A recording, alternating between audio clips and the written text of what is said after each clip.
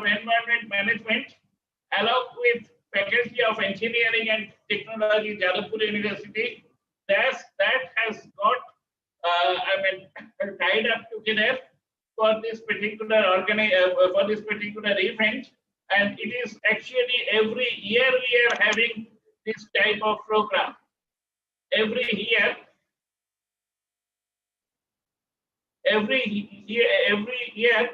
we carry out this type of program, and this time NILIT Kolkata, Government of India, that also has joined the program. I am very thankful to my friend Professor Bhaskar Gupta and Professor Chiranjeev Bhattacharya, the Pro Vice Chancellor of Jadavpur University, for joining all the support. I give the mic to Mr. Krishnamurthy to tell a little bit of this organization.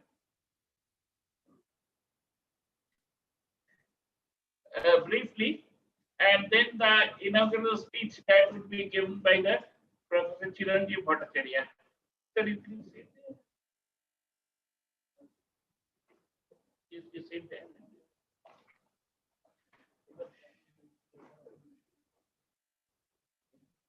Good morning, everybody. Good morning. Good morning. I humbly thank Vivekananda Institute of Environment Management, Kolkata, Faculty of Engineering and Technology, Jadavpur University, for having given us an opportunity to speak about our organization. I especially thank Mr. Chiranjeev Bhattacharya ji, the Pro Vice Chancellor, Professor Bhaskar Gupta ji, and Swami Vedanand ji for this opportunity. At the outset, NILIT is our scientific society and the Government of India Ministry of Electronics and Information Technology. NILIT is present in Pan-India. NILIT has got a presence of in the Pan-India, especially concentrated more in north and northeast of the country. It has got around 43 centers located at Agartala, Aizwal, Ajmer, Aurangabad, Bhubaneswar, Calicut, Chandigarh, Chennai, etc. And it is well networked by 700 accredited institutes across the country. Over the last 2-3 decades, NILIT has acquired good expertise in IT training through its repertoire of courses ranging from its courses O-level, A-level, B-level, C-level, and other IT literacy courses. NILIT also conducts formal programs in the form of diploma programs, BTech programs, MTech programs, and certain institutes of NILIT like Calicut, Aurangabad, Chennai, etc., are also recognized PhD centers. NILIT has got a good number of basket of NSP of aligned courses which are undertaken across the country by its centers as well as its accredited centers. NILIT has successfully undertaken a few projects, national level projects like NPR. It is NILIT Kolkata especially has undertaken this NPR project also. Along with that, NILIT Kolkata is doing a very good national level project of agricultural census and input survey project, which is up and going to tabulate around 10 crore of data records across the country. Basically, in the night, hello, NILIT, through its formal educational institute, is also delivering capacity building as well as some innovation product designs to the industries in and around. So with these few words, I say I thank Swamiji, I thank the Pro Vice Chancellor Ji and Bhaskar Gupta for having given me this opportunity to speak something about NILIT as a whole. Thank you. Thank you, one and all, for patiently listening.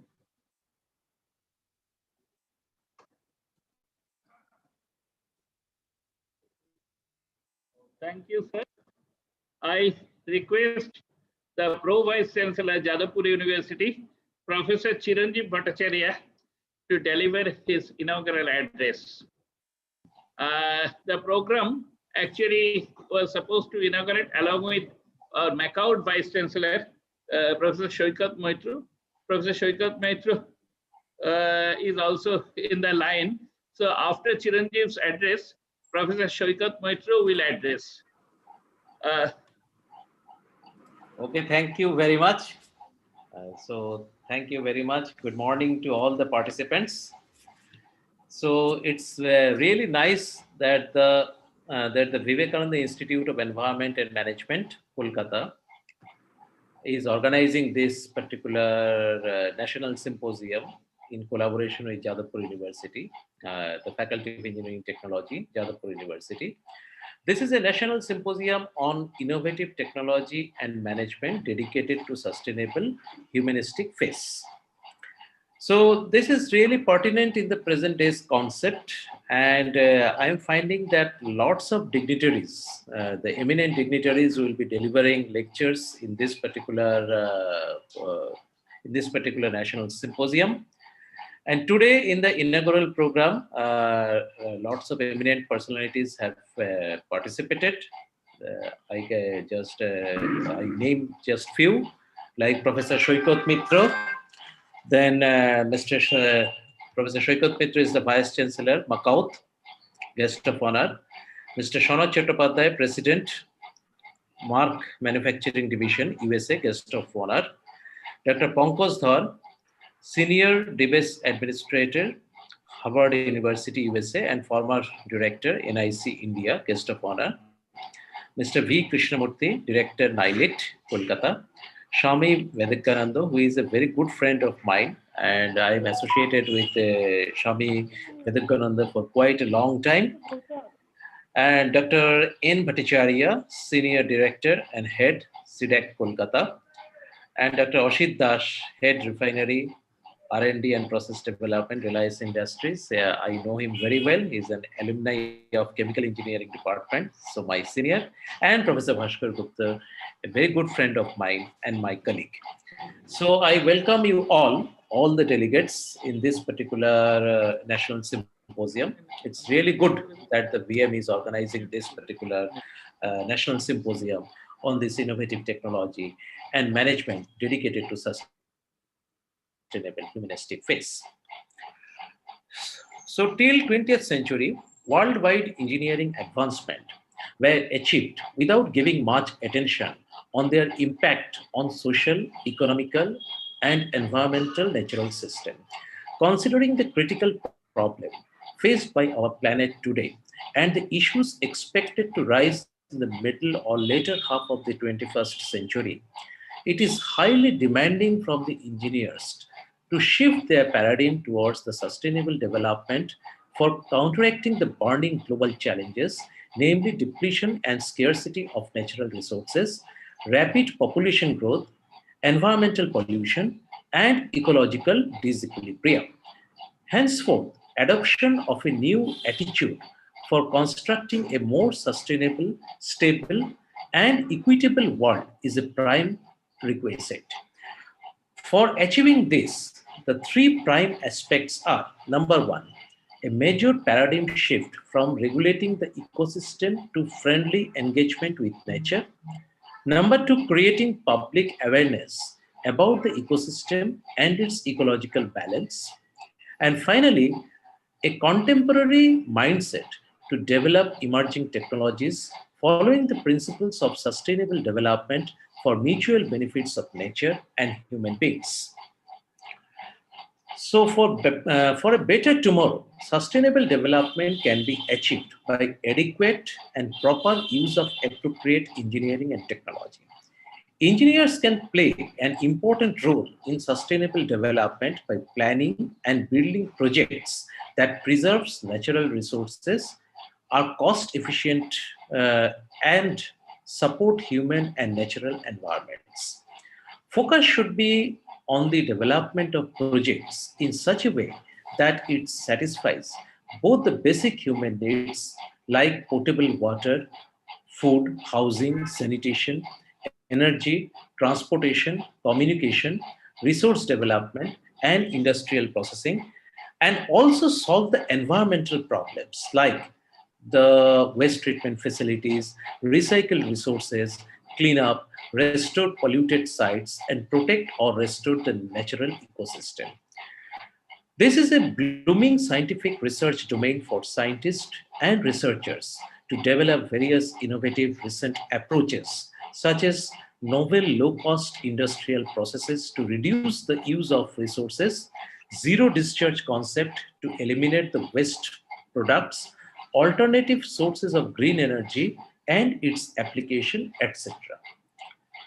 Moreover, effective industry-academia partnership is crucial for the advancement of the science and engineering of deployable innovative technologies that ultimately contribute to our well-being and security.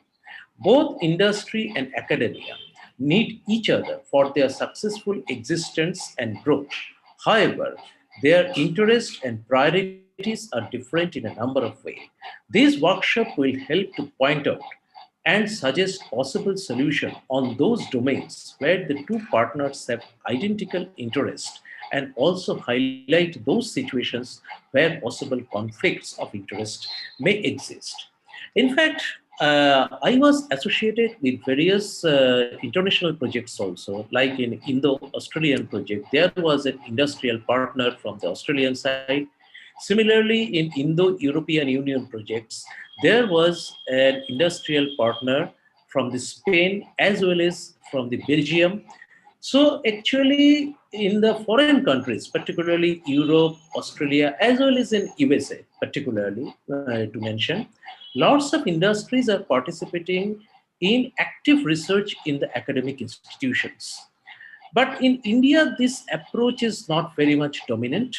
But whenever I'm participating in a international project, as I told you, like in the Korean project, in the European Union project, as well as the in the Australian project, everywhere, even the Indo-French project, I found that there are some industrial partners participating from those particular foreign countries, and they are actually collaborating with the academia and ultimately helps in the technology development. So this mindset is not very much common in India, definitely from the industrial part. And obviously the blame cannot be given to industry. There is a mindset problem from the academics as well as from the industry. Because in academic sector, we are mostly confined so far to the basic research or the fundamental research. We cannot ignore the necessity of the fundamental research, but at the same time, the research should be directed towards solving the problems in our day-to-day life. That is, the research should have some application orientation, which were present for a long time in the academic research. We are just continuing our research for the sake of publication. Basically, we want to increase, the teachers want to increase the number of publication for betterment of their CV.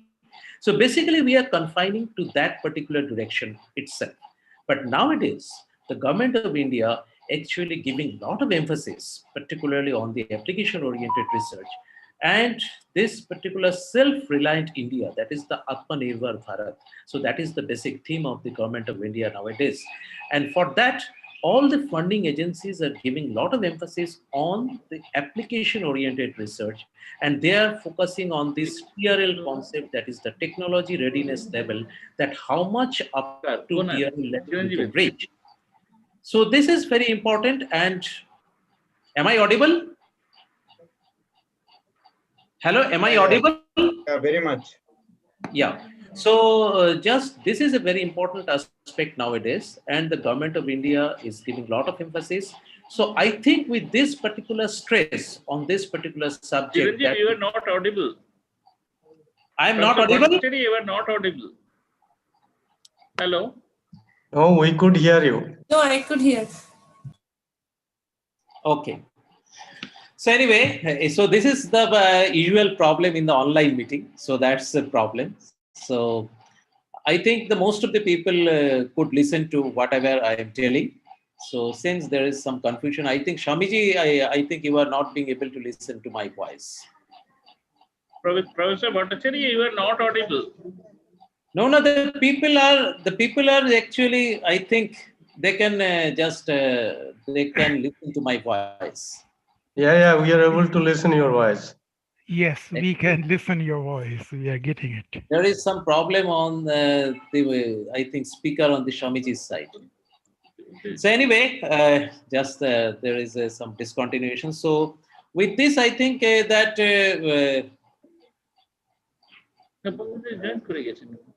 no, He has joined. then I have to write. So I think I should conclude then what I can tell. I am audible, the people are saying. I should write. I can hear you. I can hear you. Sir, you are audible. You are very much audible. Swamiji, I think in Yes. your Yes. local some audio issues might be there. Okay. Okay.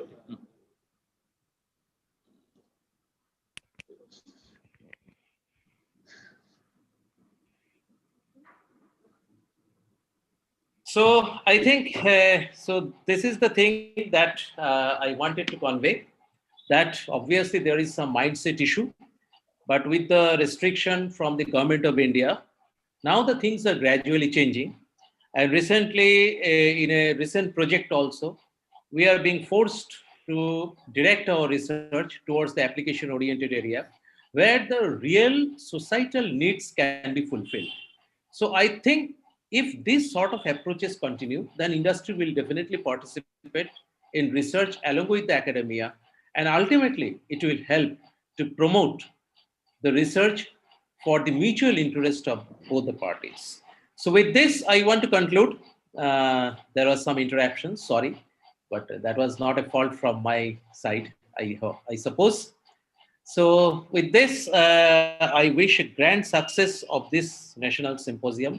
And again, I congratulate Shami Vivekananda ji and NILIT also for helping so much, providing this particular venue.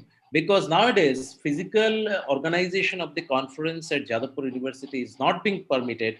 So the NILIT helped in that particular direction in providing the venue.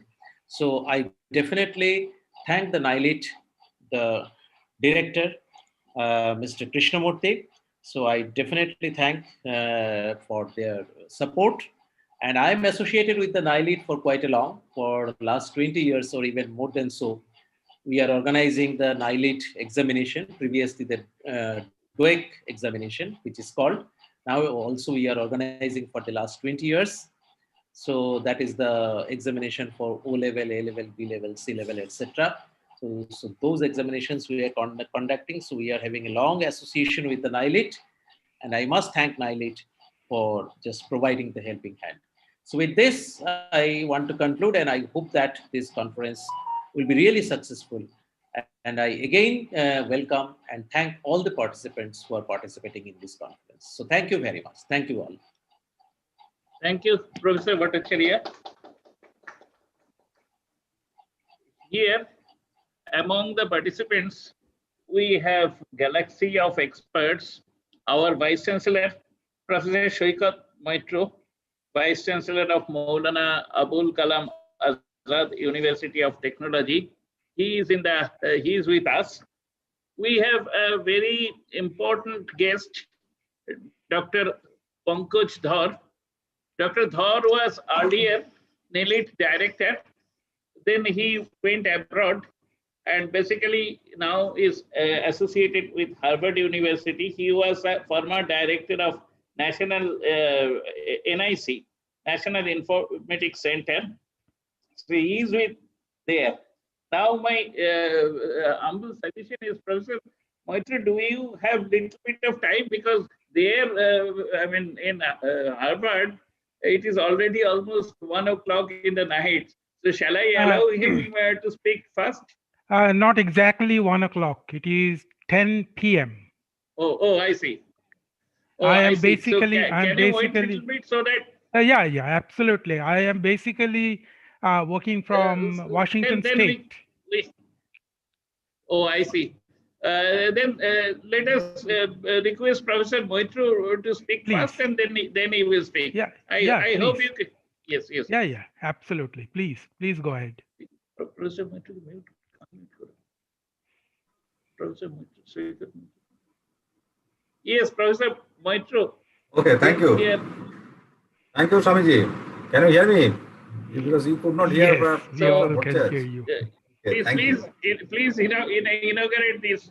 I mean, by proclamation of the to Swami Vivekananda from the heritage. Yeah. My Please, sir. because Swami Vivekananda is my inspiration always. So remembering Swamiji, remembering his messages, let us start this program. The very pertinent program as told by Professor Bhattacharya that this is basically innovative technology and management dedicated to sustainable humanistic phase. This part is very important in this present context. And Swamiji's message and mission was also that to make this humanistic phase sustainable. So this nice thing that this Vivekananda Institute of Environmental Management with the leadership of Swami Vivekananda organized this program, and last year also attended this similar program, but physically. This year, because of this pandemic scenario, because of this new normal prevailing everywhere, no option left other than to join here digitally.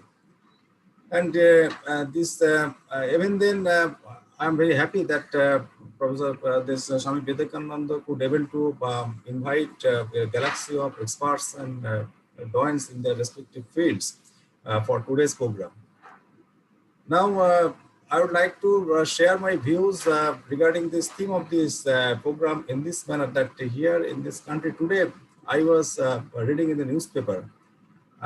We had enough food grain production in the last, these few months, and our warehouse, this capacity was not sufficient. Right now, is not sufficient enough to accommodate this excess, this production.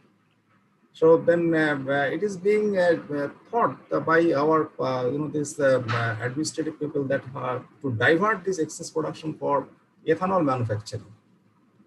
At the same time, few days before, there another news came that United Nations report that in hunger index, India is occupying one of the bottom position. So this is the apparent contradiction which we are facing. Because of this, we have our capacity, we have our resources, we have our strength, but at the same time, we are not being able to leverage on these things to mitigate these problems which are existing for so many years. This hunger index, it is not a new thing. Every year, it becomes a matter of shame for all of us that even after so many years of independence here at this country, people are starving, and this requires only this, management solution. And this is not a big deal. Only a holistic approach in taking care of all these things, this management of warehouse, the supply chain, this theoretically this everything is existing. We have experts, we have knowledgeable people, but where is the implementation? Professor Bhattacharya was pointing out our scientific fraternity. They are quite proficient in publishing paper, but what is about the outcome of all these things? How the society is getting benefit out of all these, these research exercises. Now the time has come to take into consideration of all these burning issues. Because there's another report published a couple of years before by BBC that India is going to be hit by severe water crisis in this decade. In this decade, within 2025. That means the drinking water is a problem, food is a problem, climate is a problem, and we don't have this any dearth of these resources. We have this three sides of this country surrounded by vast stretch of water.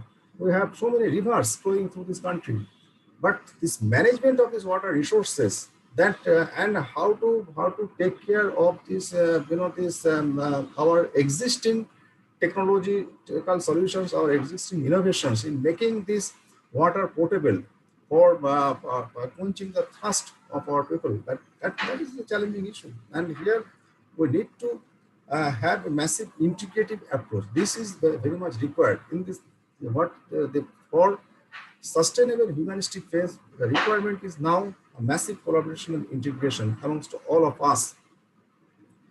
You see, in the healthcare sector, what we are observing after this pandemic scenario broke out, and that we are just taken aback out of all these things, because right now we are seeing that our hospitals, they are running out of capacity, and we do not have any sufficient numbers of provisions for this healthcare system in many parts of this country for taking care of all these things. So in this pandemic scenario, or maybe some other types of these diseases break out, but you see this there is also technology, there is digital healthcare systems, there is this remote healthcare systems.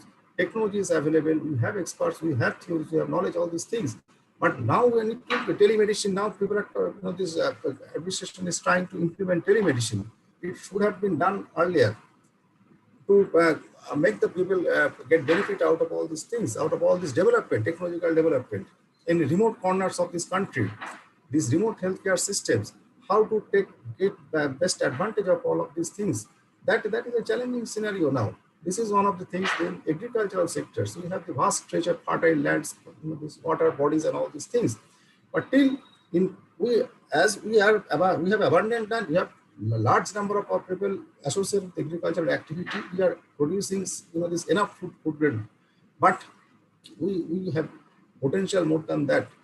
If we adopt precision agriculture, I know that in US, Europe, and other countries, they are applying precision. 75 to 80% agriculture is done by smart farming and precision agricultural systems. Here, it is not that. Even in many parts of the country, the traditional, age-old, suboptimal techniques for making this agricultural activity still continue.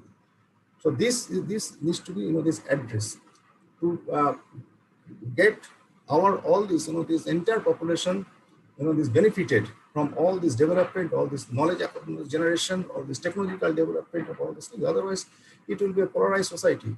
At some parts and some urban areas, metropolis areas, people will have some comforts and enjoyment, and other parts of the country that will remain plunged in darkness. So here, this mission of Swamiji was that we need to think about these people who are residing at the remotest part of this country, belonging to the poorest part of this community. So, and this is now need to be addressed, getting inspiration from Swamiji's message. So there are this lots of new things are happening and coming up in the future. You see, for taking care of this in European countries and US countries, vegan movement have started. One of the basic reason of the vegan movement is that because if you want to process these non-vegetarian products, particularly by this animal slaughtering and all these things, it requires it creates this abundant tremendous pressure on environment in terms of water requirement, in terms of pollution, all these things, and at the same time it is not so conducive to your to our health system also. But here at our so much biodiversity there, so many leaves and vegetables and all these things are there. So nurturing all these things, promoting these productions and as well as export and all these things, it will develop this economy.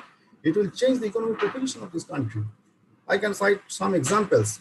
You see, we have the country where mango production, mango generation is maximum, but in terms of export, only 2 mangoes are being exported from countries, this Alfonso and Totapuri, and one country which is much smaller compared to us, Philippines. They are the largest exporter of mango. What is the problem? Problem is only this our integration of our these attitudes, technological knowledges, and all these things to this thing. Because when you want to export this mango and all these things, it should be free from these sports, defects, and all. Otherwise, your exports will be cancelled. The attitude for all these things for doing by business, and that will create enough job, enough employability, enough engagement for our this large number of population. This is one example. There are plenty of examples like this. We are not this right now till now. We are not taking we are not extracting or leveraging benefit of all these things, of our natural biodiversity, of our natural resources, of our human resources, We have our age-old knowledge. We have our latest scientific, this age-old wisdom, latest scientific knowledge, skill, ability, all these things. Now, the time has come. We need to have a proper perspective, a positive mindset in integrating all these things for serving the mankind in terms of this economic development, in terms of improvement of quality of life, in terms of employability, and all these things. So with this, I believe more and more these types of awareness or this eye-opening program needs to be organized. And I would like to congratulate again Swami Vivekananda for taking this leaders initiative in organizing this program every year, and wish that this will be more in numbers for our different stakeholders of this country. And out of all these exercises, at least something will be done for the betterment of our humankind, of our citizen, of our countrymen, of our community. So with this, I'd like to conclude. Thank you all for inviting me and for giving me a chance to sharing my views before this voice, this audience, digital audience, as they are present at today's these digital platforms. So thank you very much. Here I would like to conclude, and let us start this program, continue these programs.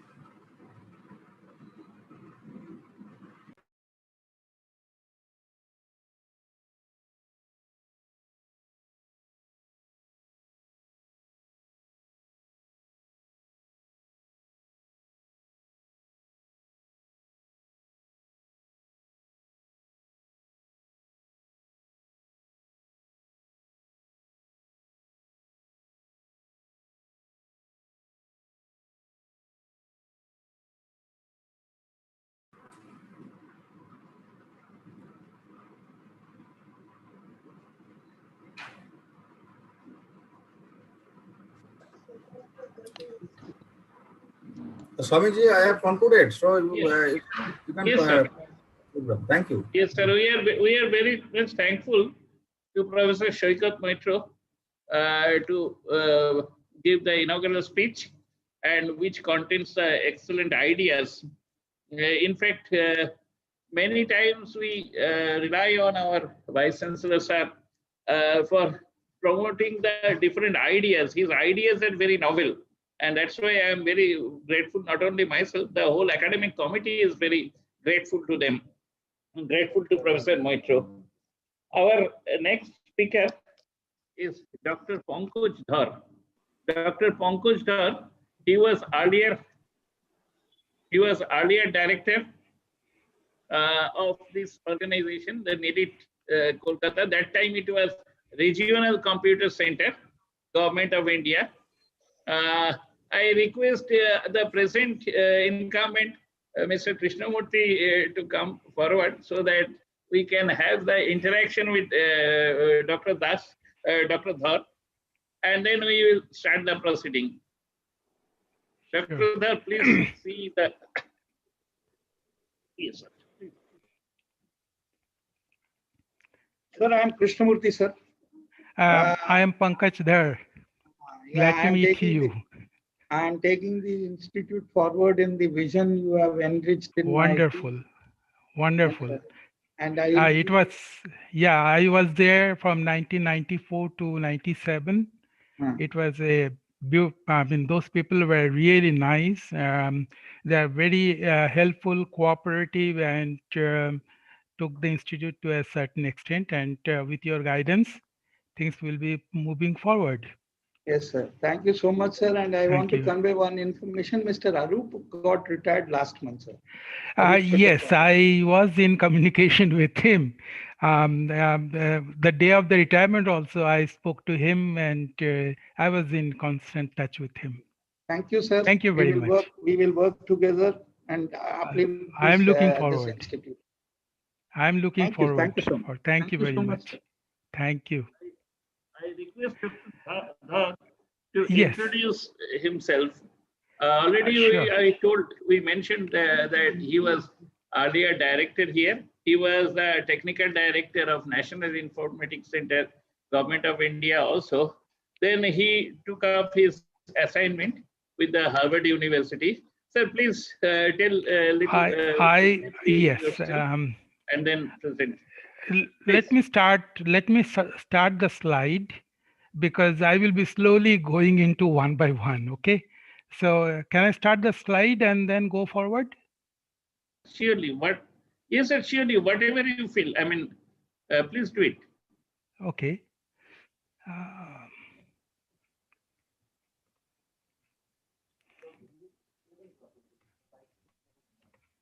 can you see me here? Can you see the slide? Slide sharing. You please share the slides. Share. Yes. Can you see now? Yes, sir.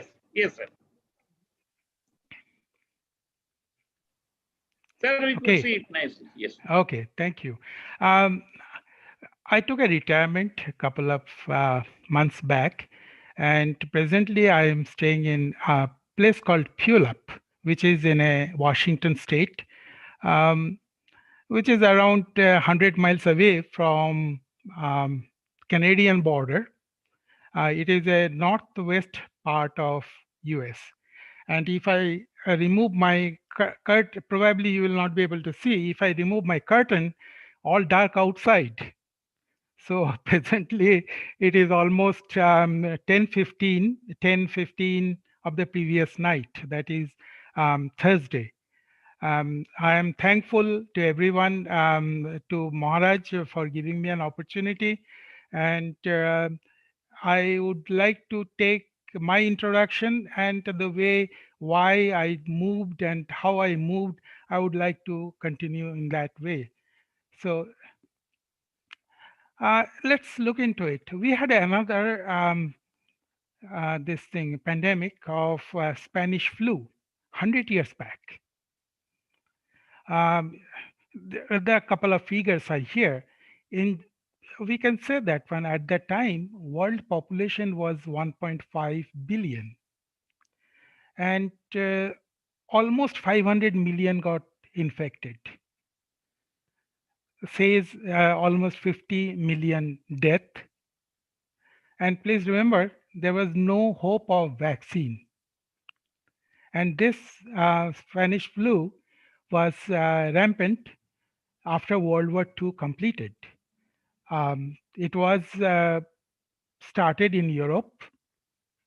I will be talking more towards the US side because last period of this pandemic, I was thinking of more of how do I interact and how do I pass through. And there are many more months ahead of us.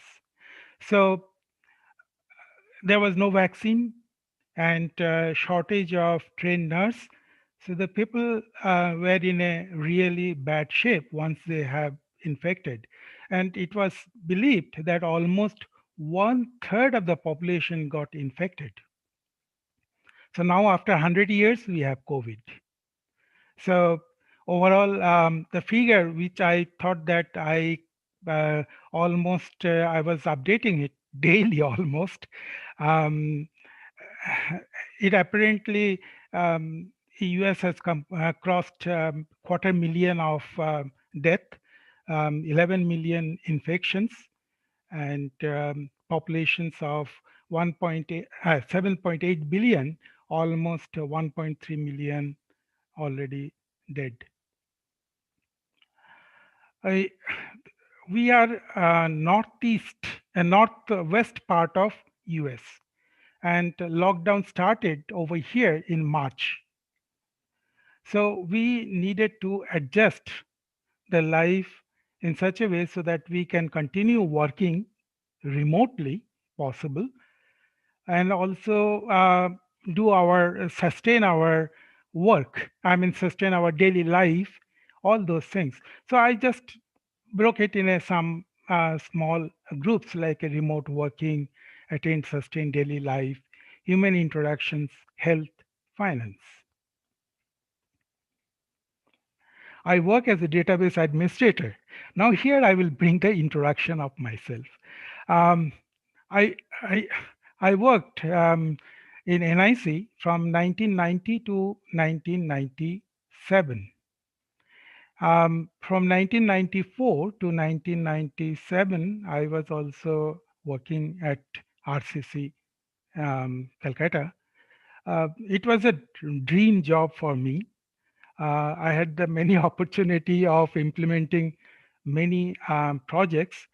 Um, Probably, I don't know after 23 years what is the status of the project of Calcutta corporations, or we had at that time processing of Bihar Madhyamik board examination, all those massive projects, or a project we did it at Public Vehicles Department, Beltola, started in 1991-92 period. So I was having a good time, and with the introduction, I mean, I was thinking of mostly at the time that when I was thinking more towards more technical work, but as the day passes off, I am feeling that I am pushing towards myself to the um, mostly administrative side. So one time I thought, let me go for a job which will give me opportunity with the more technical side of the industry. So when I came to US, I had the two opportunity. One is that when either I can continue the work which I was doing it in India, like a project management of a project, or I can take a project with a database administrator. I was more comfortable with the technical side of it. So I thought, let me start with a database administrator. Um, Many of you know it, what is database administration, but in India, it is not looked into that way. So let me go through a couple of points over here, and then I will explain what are the advantage and why do I enjoy working as a database administrator. Database administrator is basically whatever you insert, select, query, whatever, delete, or whatever you do in a record, it is stored in a database. There are types of databases are there. So a database administrator basically has to have a knowledge about server, the size of the data it is going to grow, so the storage, should have a knowledge about the network and as well as security. So a database administrator needs to have all these knowledges, and he brings it to the table, all these knowledges, when he discusses with others that how to implement a project and sustain, continue.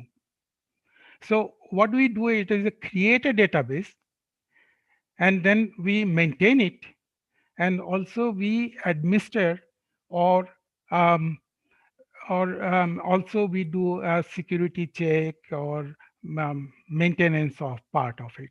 Say there is the issue with, say for example, it can happen that when some data corruptions are there. So when there is a data corruption, so we need to clone that production data to some other place and then give it to the person who is looking into it and find out why the corruptions and all those things are there. So database administrator has a big role to play on a technical world of it. And at the end, you have a fun. If the database is mighty, I do remember recently during this COVID period only 4 or 5 months back, I migrated a database of a student record, basically a degree works record. One university is having almost what, 35 years worth of record. So periodically we have to upgrade this data from this database from earlier version to higher version, and then one server to another server, or from one operating system to another operating system. So a database the size of a 8 terabyte, I needed to transfer from one server to another server and upgrade it. And in the process, it took almost a day. So you have to work nonstop, continuously to so that the database or the application is not down for longer period of time. So at the end of the day, you really enjoy that. Okay, you have done something which is really, you feel proud of it, that yes, I could do it. There is another bad part of it, that bad part, I should not say bad part of it. It is a part that where um, you have to be continuously on toe. Like you have to have, you have a cell phone with you. All these applications are tied with a some type of a messaging. If anything goes down, then you will get a message stating that when so and so part is in a problem. So you have to address it. Um, Now, I'm lucky. Everyone cannot be that lucky. So I can work remotely, whereas others cannot work remotely. There are, we lost almost 50 million jobs were lost in the process.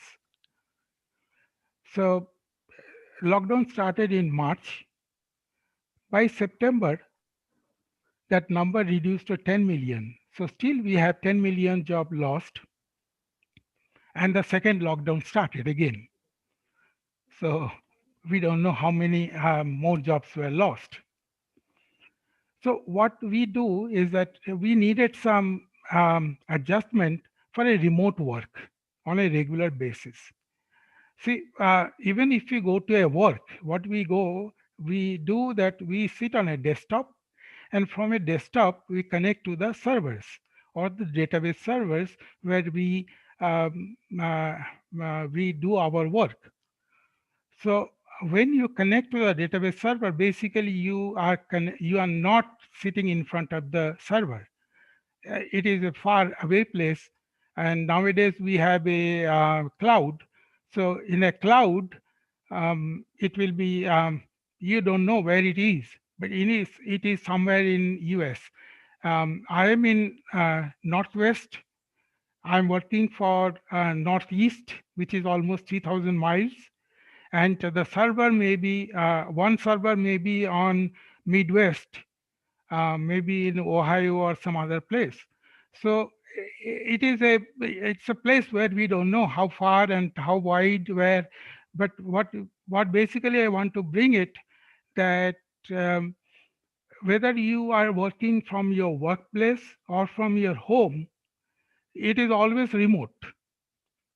So for us, it was for a DBA part point of view, we have no issues whatsoever. What we need is we need some tools, basically very good communication software, security tools, and more important is a time zone. I was working for Eastern time zone, and I moved to Pacific time zone. So there is a 3 hours difference. So that is also means if I have to start work at 9 Eastern time, then I have to get up at 6 in the morning. So 6 in the morning in Washington is pretty dark. So it is really, really hard for someone to continuously work. And after working for almost a year, I said that one, okay, goodbye after that. We found some advantages are there. We found that when we have productivity increased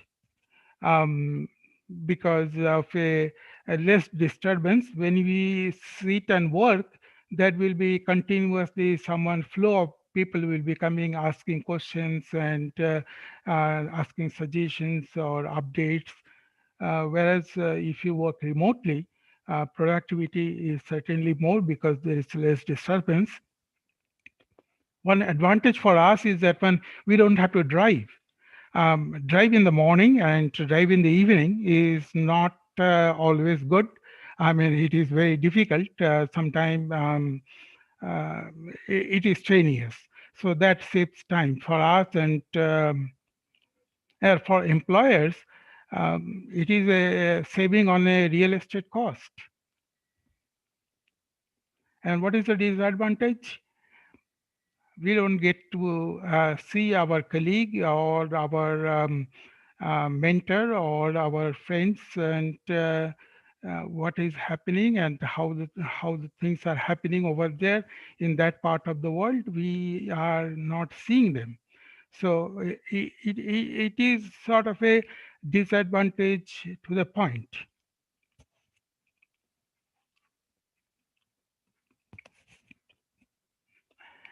So how we have to sustain our life daily, so we have to go to a grocery.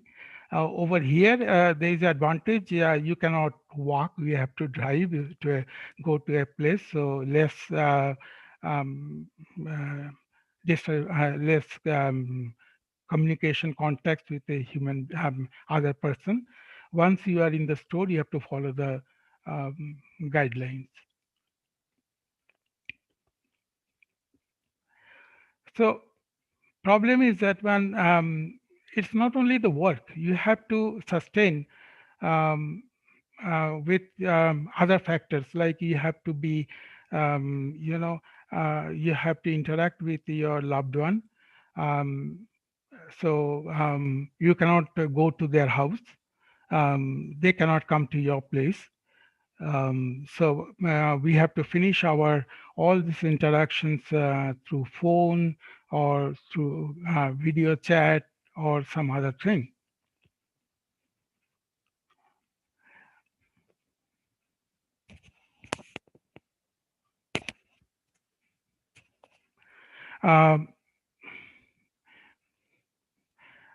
We need some other, also in the process, we need to have communication with elders. We find that because there is not much of a work, not much of a, you cannot go out, you cannot go to the park, you cannot go to theater, you cannot go any other place.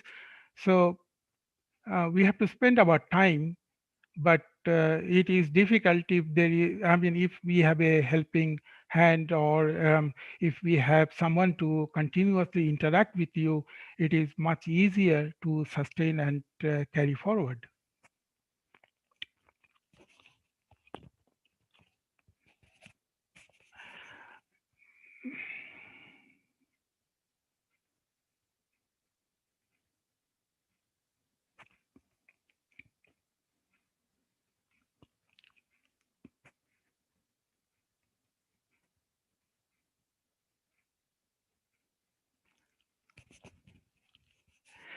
What we have seen it that during this time, we are spending more time watching TV and surfing internet. With this brings lethargy, and there is a mental health issue. So to overcome this thing, we have to do a lot of physical exercises, yoga, listening, pleasing music. I basically listen at least 2 to 3 hours the music, so that I really, I mean, there is a way. And yoga, I do a lot of yoga, also the physical exercise. If you have a treadmill, one can do it. We do go out, but I just go walk, nothing else. Good news, vaccine is due. Probably the certification process will start from tomorrow. Hopefully by the end of the year, by December, end of December, the vaccination process will start. Like Professor Moitra said, there is the issue with a shortage of space in the hospital. Believe me, it is a shortage here as well. That's why they put so much restrictions on lockdown restrictions, because hospital capacities are limited everywhere. They say if one patient get infected, so he has to go to hospital and there is not sufficient bed or ventilators. So to overcome this situation, so the human interactions, they are trying to avoid as much possible. There is a festival next week. They're saying, don't go, don't go to your loved one. Just stay home and enjoy the vacation.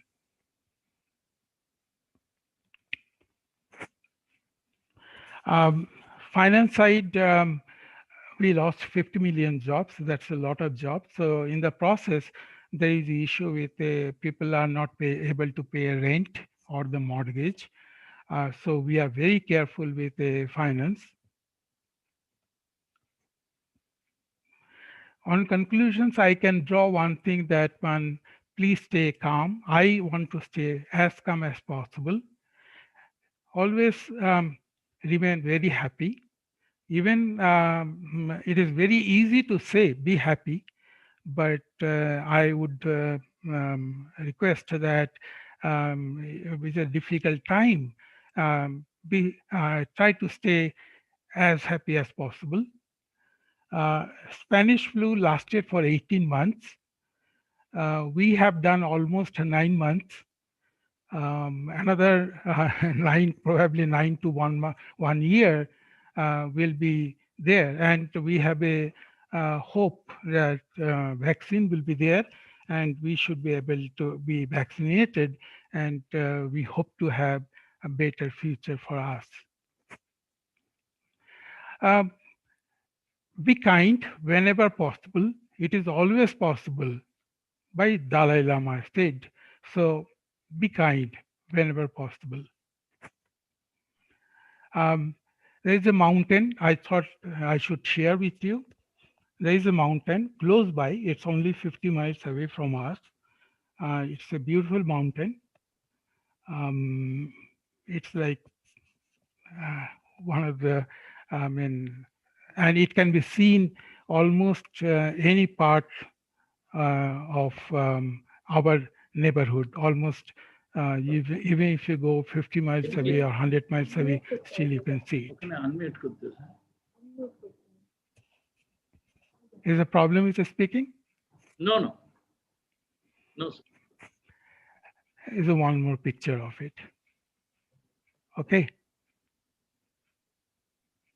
That's it. Thank you, Dr. Dhar. Actually, one of our participants want to ask a question. Sure. Sure, go ahead, please. Sure, Dr. Visheshisha was secretary of Vivekananda Institute. Earlier, he was the regional director of NIRI, CSIR. Okay, sure. So please, or you can come here, you can directly ask from here. Please come here. He is with us, no problem. Come.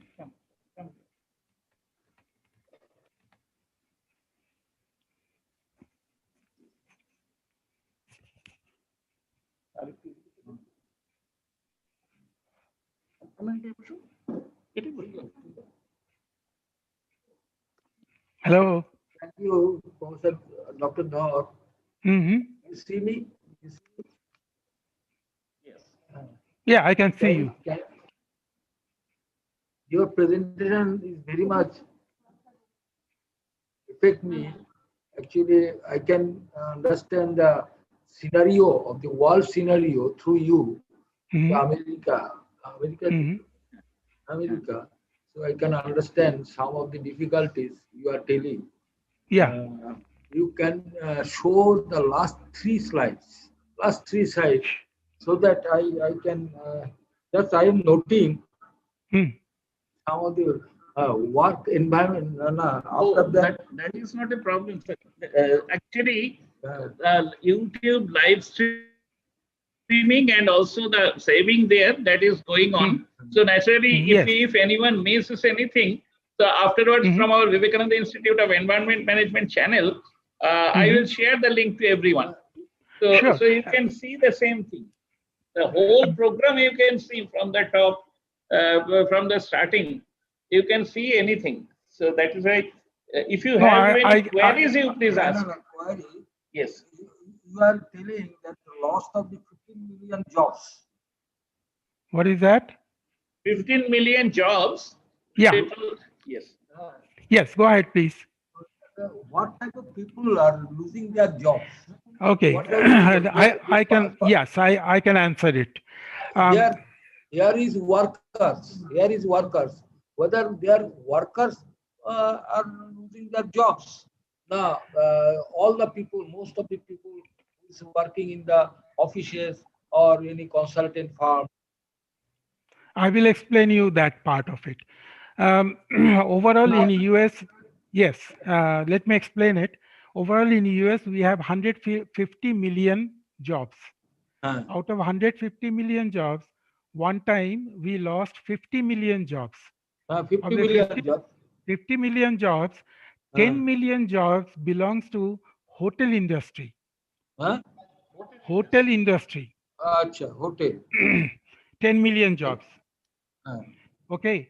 Rest of the jobs, like, the construction work was completely stopped.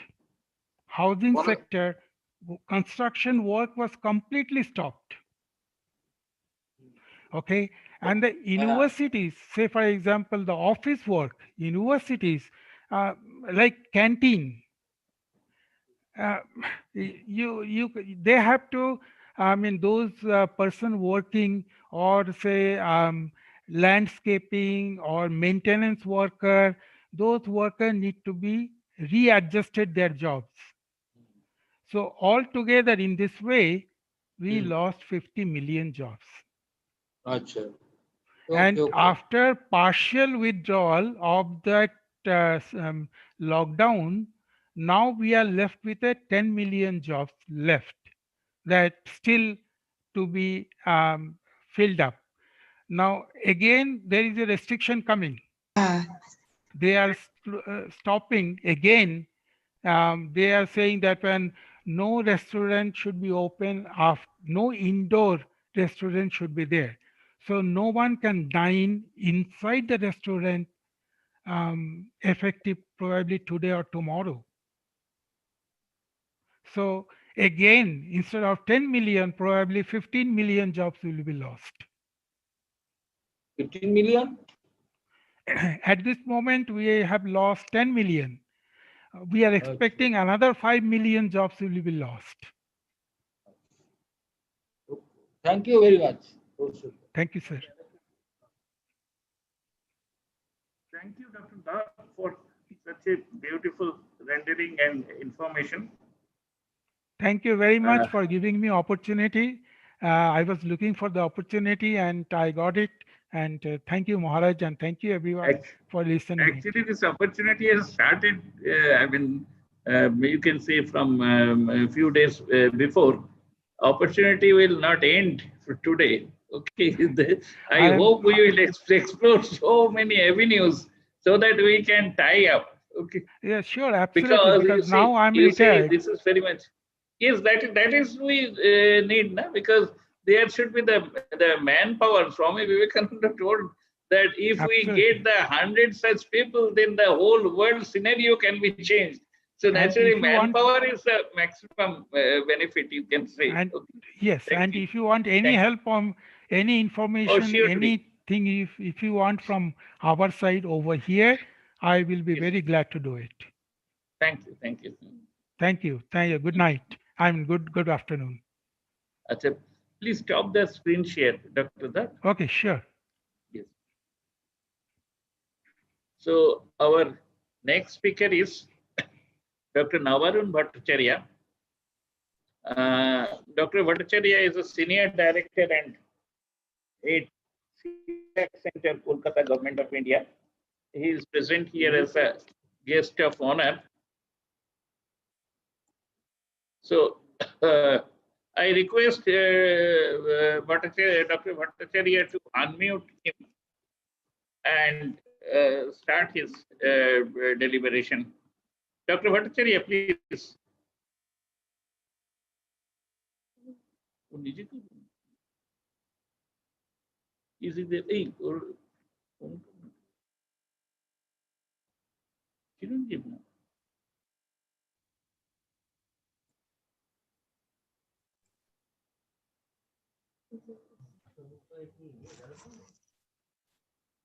Yes, sir. You can open your video also. Dr. Bhattacharya, please open your video. Yeah. Yes. Can you see me? Yes, yes, surely. Can you listen to me also? Very good. Okay. Yes, very Okay. clearly audible. So actually, I was doing some other work also because this some other meeting also parallelly going on. So Professor Dhar's lecture in up to middle portion I could listen. Then I was off. So sorry for the being offline for some time. Now, should I speak about this whatever my opinion on this particular topic? Surely.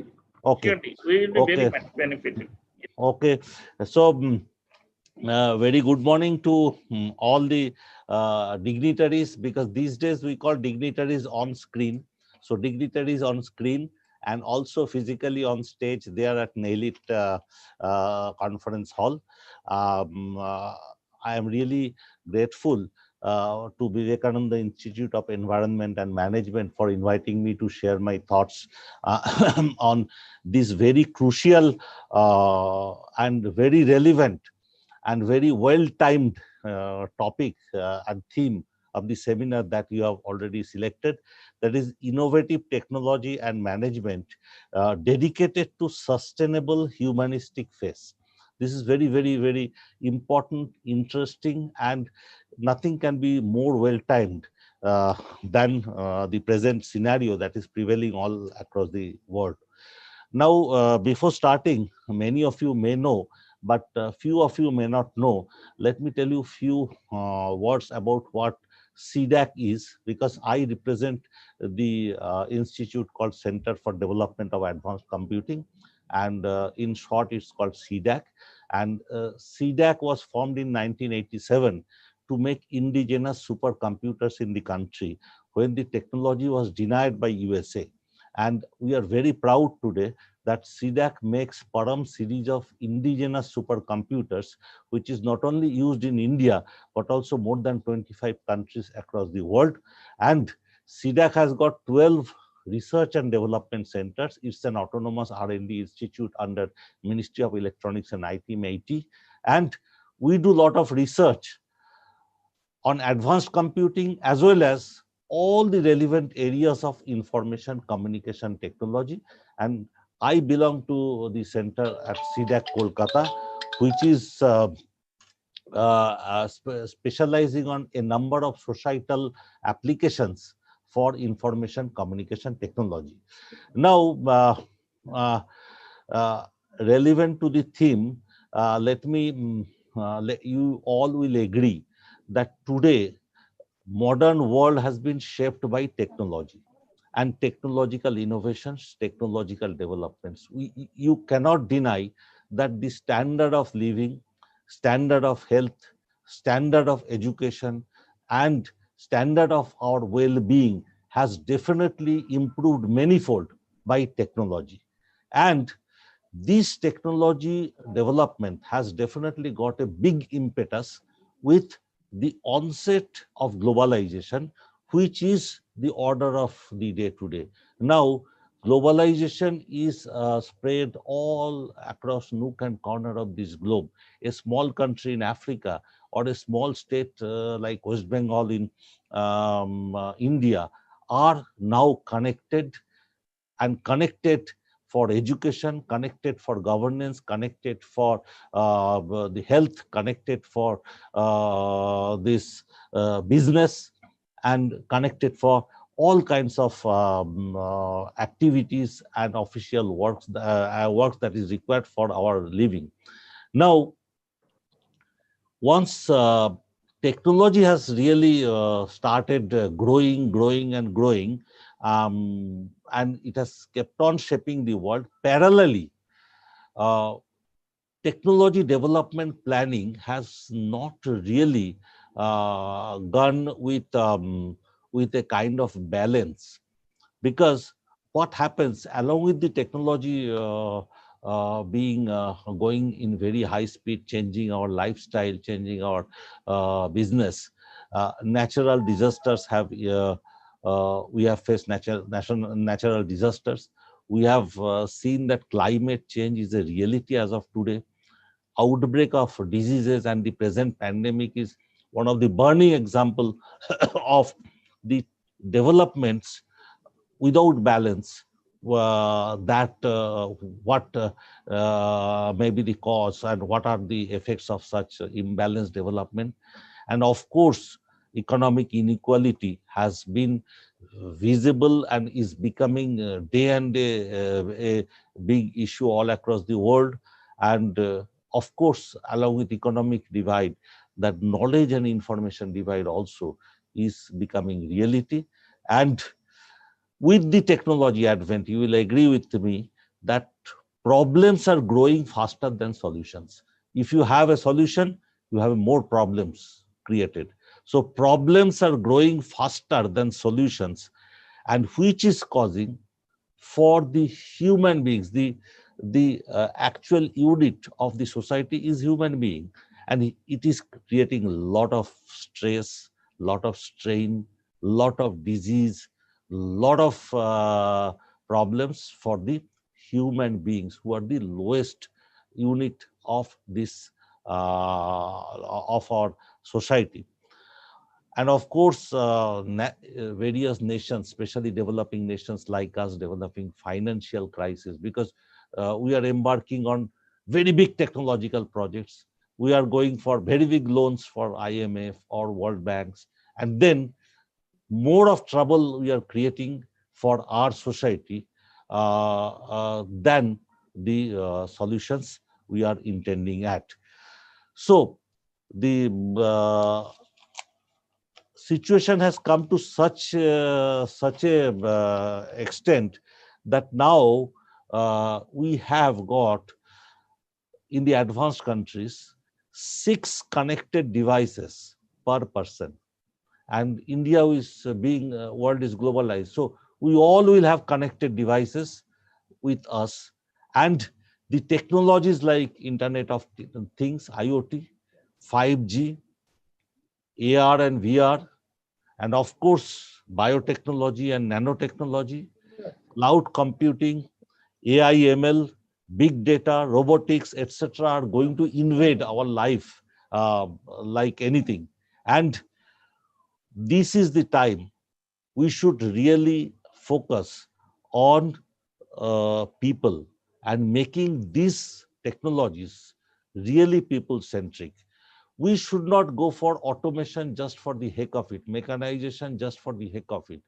It should be like nature is balanced. You know, that VC Saikat Moitra was telling that Alfonso mango. Now, Alfonso mango could, had it been little bit bigger in size, maybe it would have fetched more price from the market, but nature has balanced its size, its shape. That balance and that sustainable approach needs to be brought into the development of technologies, deployment of technologies in our daily lives. And of course, then the technology deployment should be in line to promote the innovation, the drive innovation within people, drive emotion within people, drive the creativity within people. Then only it will have a humanistic face. And of course, we should look and we should take care such that the divide doesn't take place economically, it should not take place information wise, or there should not be digital divide. And I'm sure that ICT technologies in particular and technology in general definitely can work with a balanced approach, and these kind of seminars will certainly show the way how it can, technology with a human face can definitely be planned and deployed. And of course that should promote emotion, that should promote creativity within human, that should promote innovation, that should promote relationship, and last but not the least, that should promote spirituality, that will lead to the real happiness for people. I once again thank one and all present here for their patient listening, and I strongly share this thing, and CDAC follows this kind of balanced approach while planning for technology development and deployment in India, and it will keep on following such path in days to come. With these words, I once again extend namaskar to all and express gratitude to Vivekananda Institute and Swami Vivekananda for inviting me to share my opinion. Thank you very much, sir. Thank you. Thank you, Dr. Bhattacharya. It is really wonderful ideas. I think we can have little bit of interaction because you see the CDAC ideas, so that can be implemented with if the interaction with the stakeholders can be there. Professor Chiranjeev Bhattacharya, you wish to say anything?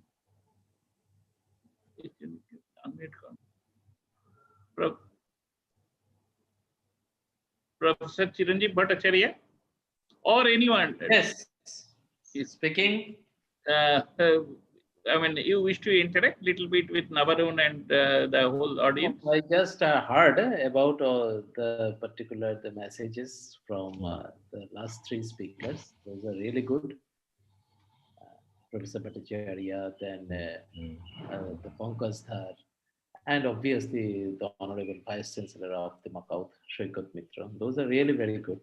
And it is really a pleasure for me to hear all those deliberations. It's really good. Shoikat, any interaction? Professor Moitro?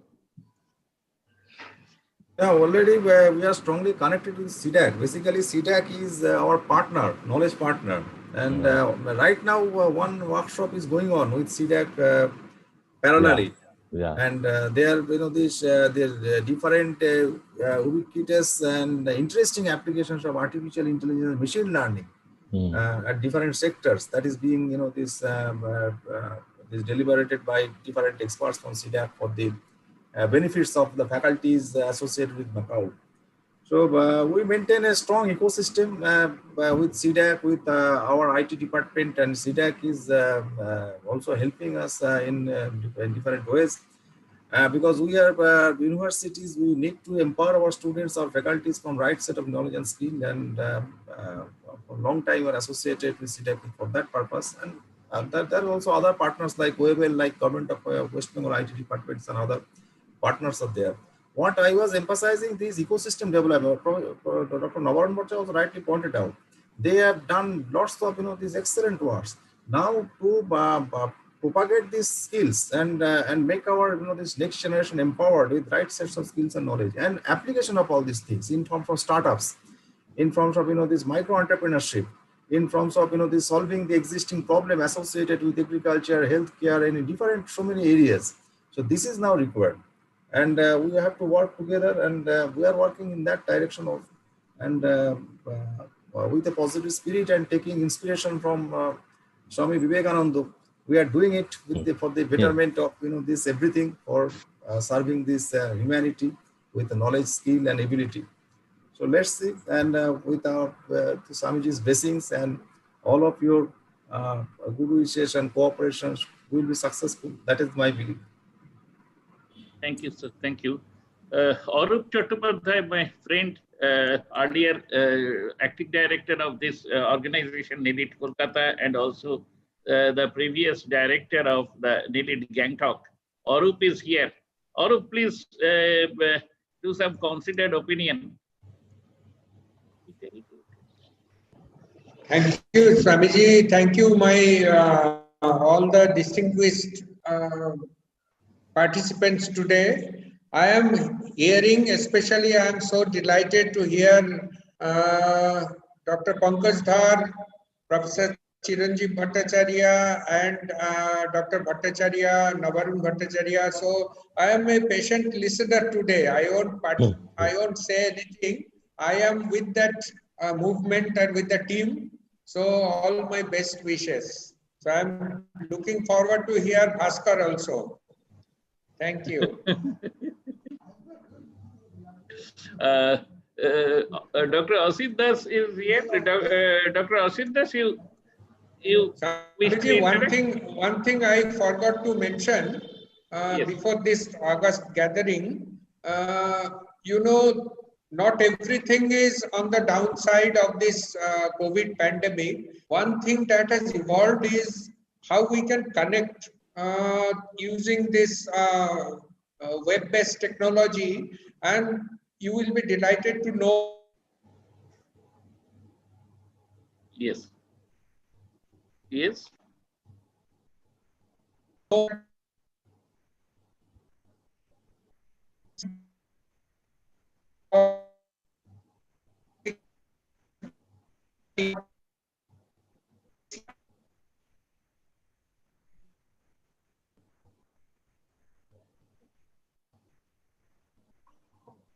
Hadoop, you are not audible.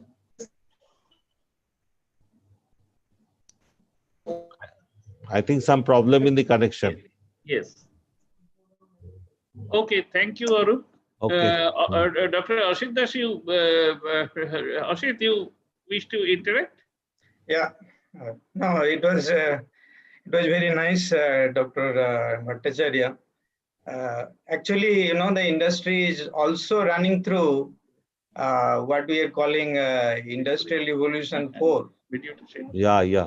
RAPE 4, which Yeah. is the age of supercomputing, artificial intelligence, machine learning, all the terms that you said. The industry is now just beginning to go through that. Yeah, I would say we are 10 AM in area 4, you know. And specifically to chemical industry and petrochemicals, refining, there are three terms which are you know, being used as keywords nowadays: smart manufacturing, smart business, and smart R&D. And in all these, the role of supercomputing, artificial intelligence, machine learning is coming to the core. Yeah. How to connect the dots and bring up a technology, a solution, an expert system, which today, you know, a lot of human brain is required, but it's not really creative enough. You know, human brains are best utilized where creativity is needed, imagination is needed, intuition is required, right? But really, rest of the human brain, where, you know, lots of mimicking is involved, there the machine can do better job. So what is really needed is a hybrid system which can bring in the power of imagination and intuition of human brain, connected with the ability, the brute ability of supercomputing, you know, and artificial machine learning. That's the age of new RAPE 4 where it is likely to come. And specific to Reliance industry, where I belong, I think we are looking for supercomputing in applications in you know, multiple fields of process industries. You know, the way of looking chemical engineering also has changed very significantly. So I believe that in the next 2 decades, where the RAPE 4 is going to take shape, a role of computing is going to be coming to the frontiers. You are correct. You are correct. I would like to interact more. I heard about forum, Yeah. but we have some direct application needed. I would interact more. Please be in touch with us, because Industry 4.0 is going to really take over in the as the new industrial revolution, where actually product and process will talk to each other, and that really makes the manufacturing smart. Like online quality control, online this processing. See, we have got enough of electrical and electromechanical engineering of automation. Now, this intelligence into automation is the key for Industry 4.0. And surely there has to be a hybrid system where machine can only learn from the knowledge of human beings. So first, The machine has to be taught with the knowledge of human for the repetitive portion of the work, and for the imaginative portion of the job, creative portion of the job. Definitely human also should be there, and that is what is digital humanism of all about. A balanced growth, digital, this is called digital humanism, and that is the paradigm which is going to come with all advanced technologies, but with the human being at the focus. So I this think would be, I would also like to add, since our very senior friends are here from my alma, Jadavpur University. I am also from Jadavpur University. Okay, thank you. What I wanted to tell is that there is a great need of societal engineering. Yes. You know, we have been taught chemical engineering, electrical engineering, mechanical engineering, but all the engineers, in fact, all the scientists and all the human beings need to have a face of Swamiji. Yeah. Yes. Right? Where the human face, the human values are best, propagated and expanded. Yes. That's why the education system is missing today. We have many engineers, scientists, and a lot of creativity, but that has to be channelized to do service to the society. Yes. That disconnect need to be bridged, and therefore we need multidisciplinary courses which teaches the students not only the technical aspects of subjects, but the humanitarian needs of society. Yes. Thank you. Thank you. Thank you. Thanks all of you. Yes. Our next speaker is Mr. Sanat Chattopadhyay. Sanat was a product of this alma mater, Jadavpur University. He was 1981 chemical engineering batch. He is presently the president, Mark Manufacturing Division, USA. So Sanat will speak now.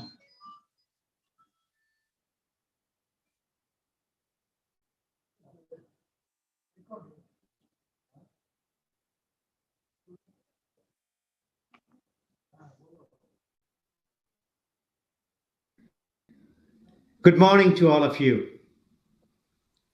First, I want to thank Swami Vivekananda and the Vivekananda Institute of Environment and Management for inviting me to participate in this virtual symposium. I'm truly honored and humbled to be here with you.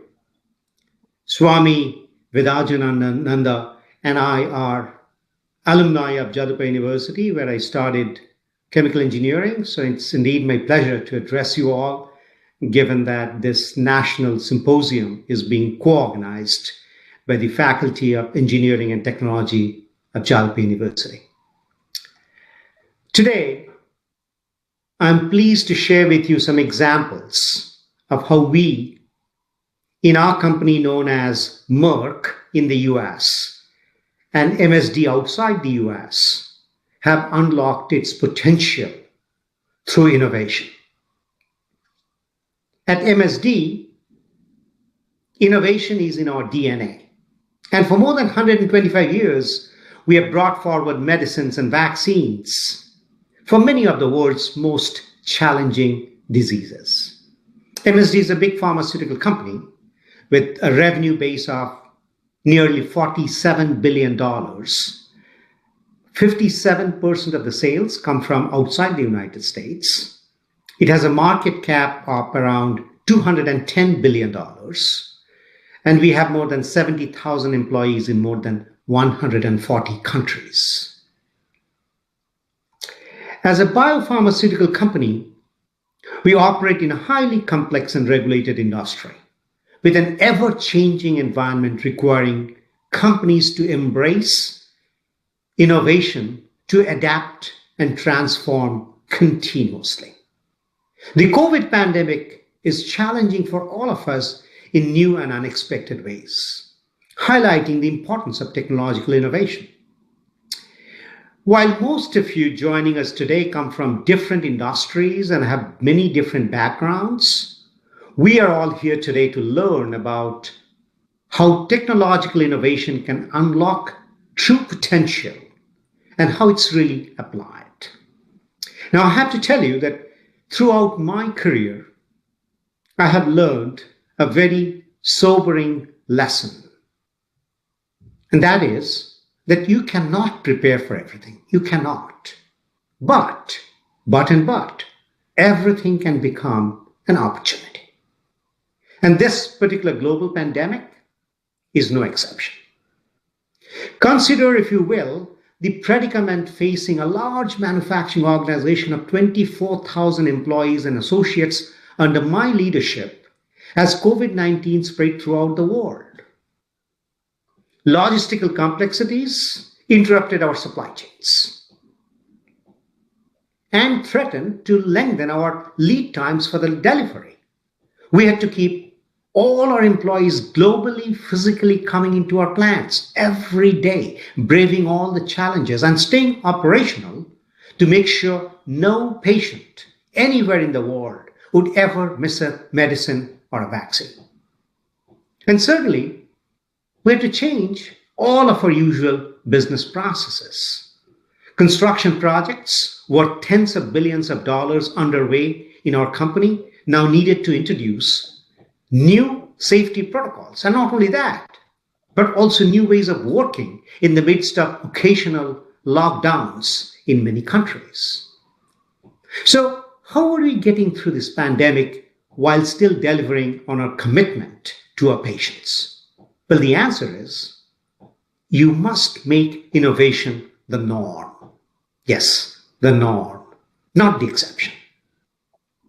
During this pandemic, I have encouraged all my employees and all my associates to rise to the challenges ahead of us, to respond and innovate boldly. We are accelerating all our digital innovations like paperless tech-enabled laboratories, control tower for digital logistics for daily monitoring of manufacturing and supply activities, 3D printing of spare parts, automation of quality systems, remote assistance through smart glasses, all of these, creating a whole new digital ecosystem in manufacturing, driving our new ways of working. We are monitoring and piloting all of the latest technology to help our sites with everything from tracking and tracing to wearables with smart proximity sensors to enable social distancing. Remote assistance through smart glasses has become the foundational capability of our extended reality ecosystem. We leveraged HoloLens and smart glasses to innovate how we adapt to constant challenge and keep our operations running 24/7. We expanded our use of HoloLens threefold in a single year, going from 18 manufacturing sites with 800 users in 2019 to nearly 60 sites with more than 3,000 users in 2020. We have conducted functional acceptance testing of many equipments to enable vendors to ship equipment to our sites and watch us as we assemble it to ensure we are performing successful site acceptance testing for all the equipment that we are deploying for all the construction projects. But the innovation is very important for you to remember is not in the device themselves. It's in how they're used and to what end. Thanks to this innovative thinking, we've become much more efficient and much better in taking faster decisions. Throughout our use of smart glasses, we've also been able to save, believe it or not, more than 20,000 hours of employees' travel while keeping our important projects on track. During this pandemic, we have also implemented Digitier. It's through Microsoft Power Apps, a digital and simple, user interface platform. But what it does, it creates a connected and automated tier process that results in real-time information flow, giving leaders at all levels to have an accurate view of performances as it unfolds and ultimately standardizing ways of working globally. It also enables to gain recommendations about solving problems and finding solutions faster. We have also implemented innovative ways of working through virtual onboarding. Onboarding of new employees is critical. So many of our manufacturing sites have undertaken a virtual onboarding process for hundreds of new employees. We have also leveraged 3D printing to create personal protective equipment and other safety tools. And wherever possible, we produced face shields and donated them to the local hospitals. Because innovation is in our DNA during this pandemic, we have not only survived, we have also thrived. But you have to remember that our innovation is not limited to only the global pandemic. I can share more examples about how we are unlocking our potential through innovation and mostly technological innovation.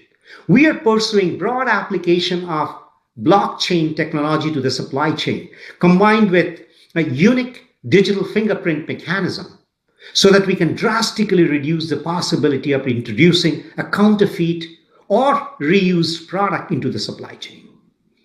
We would like blockchain to become the backbone for patient-driven supporting services, where regulations can allow reminders, they can allow verifiability, they can allow reimbursement, all the 9 yards, for the benefit of our customers in the US. And we are also working with China, Europe, and other countries to leverage blockchain to eliminate completely the need for testing due to reimportation globally. And through our pilot drone delivery program of cold chain vaccines, we are also exploring innovative options of complementing our existing supply chain capabilities, especially in the areas where earthquakes and pandemic and floods make the areas inaccessible. We are going to introduce, and we have introduced, I would say, the Mantis Next Gen, which is a manufacturing and artificial analytics intelligence. And this Mantis Next Gen will support data analytics required for our entire manufacturing division. It will contextualize raw and aggregated manufacturing data assets. It will equip us with automated reporting for everything from product data management to continuous product verification and supply chain analytics, all in order to attain end-to-end visibility. Big picture, it will help digitize the management process of our production and supply operations, a vitally important function that given that ours is the most complex portfolios in the pharmaceutical industry. We will leverage its digital capabilities and advanced analytics to streamline operational complexity, achieve targeted outcomes, and foster a better connected supply chain, a better connected shop floor, a better connected lab environment. And data scientists will be much better prepared to leverage these advanced analytics to solve previously unsolvable problems. The other example I think I should quote is our innovation in the development of small molecules. There's a product in anti-AIDS that can be delivered via a small matchstick size implant on the body. In this complex manufacturing process, there's a step, that's the oxidation step. And you chemical engineers know that very well. And that suffers from a serious risk of overreaction, where the product yield could be compromised if the reaction is not terminated at the right time. To address this, we are working on a technological innovation to develop Raman methods to allow real-time process monitoring of the critical conversion of the oxidation step.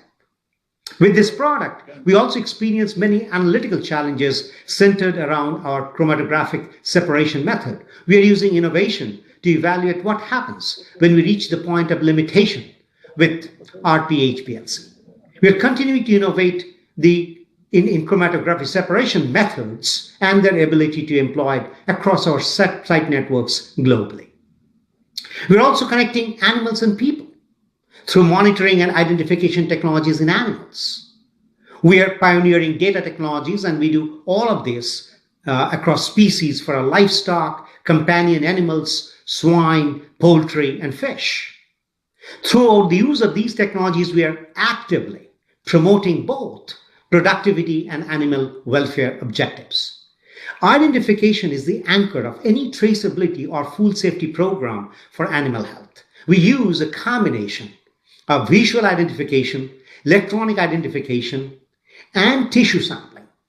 Every second, our technology is used in 16 new animals, more than 500 million animals every year. And our technology is used in 9 out of 10 milking robots. And we have over 2 online connected cows today, telling farmers everything from fertility to nutrition to hit stress information. And I can go on giving more examples, but let me give you this example, which is rotavirus, which is a leading cause of severe acute gastroenteritis in infants and young children. An increase in worldwide demand for this particular vaccine made it necessary for us to initiate plans to substantially increase manufacturing capacity. But one of the most important constraints here is our filling capacity. So reproducing our traditional aseptic filling line design, we knew will never meet the goal of the increased capacity. So what we did was we increased the flexibility to respond to future market conditions. We are creating a capital plan where we're creating a very new filling line design that will utilize a blow-fill seal technology with a prefabricated clean room manufacturing environment, a configuration that can be easily scalable compared to the current filling line design. And this pod manufacturing offers the benefit of a smaller footprint with the flexibility to relocate in the future to meet changing business needs. And developing these kind of mobile platforms and mobile clean rooms, which we call as pods, as a platform, will provide shorter capital project lead times and increase our responsiveness to critical market needs. So I give you a whole bunch of examples of how we in our company have redefined the way we operate and how, as a result, we have found innovative solutions in order to turn challenges into opportunities. It's a true testament to our test and learn philosophy that we are so proud of. Now, I have to admit something. At times, in the midst of a major crisis or challenges, you start to doubt yourself. But I have learned throughout my career that you should never fear failure. Innovation is all about taking risks and the learning from failures. To tap into innovative mindset, you have to do your best to make sure that people are fearless about the possibility of failure. While it's difficult to predict what this current situation will mean long term from a pandemic perspective, it will inevitably force all the companies to seriously think their operations, make bold decisions about change, and radically embrace technological innovation. Only through innovation, I believe, will we improve the foundational elements of our present and transform efforts in the environment along with safety, quality, cost, and supply. So we need innovation to build our future. We need innovation to transform our manufacturing paradigm. As I come to the end of my message, I hope you can see in these examples how our commitment of bringing forward medicines and vaccines for many of the world's most challenging diseases in pursuit of our mission to save and improve lives. Thank you very much for your time.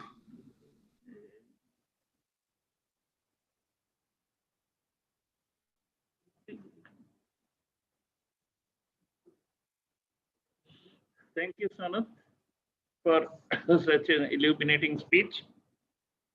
We are very grateful to Sanat and this whole team.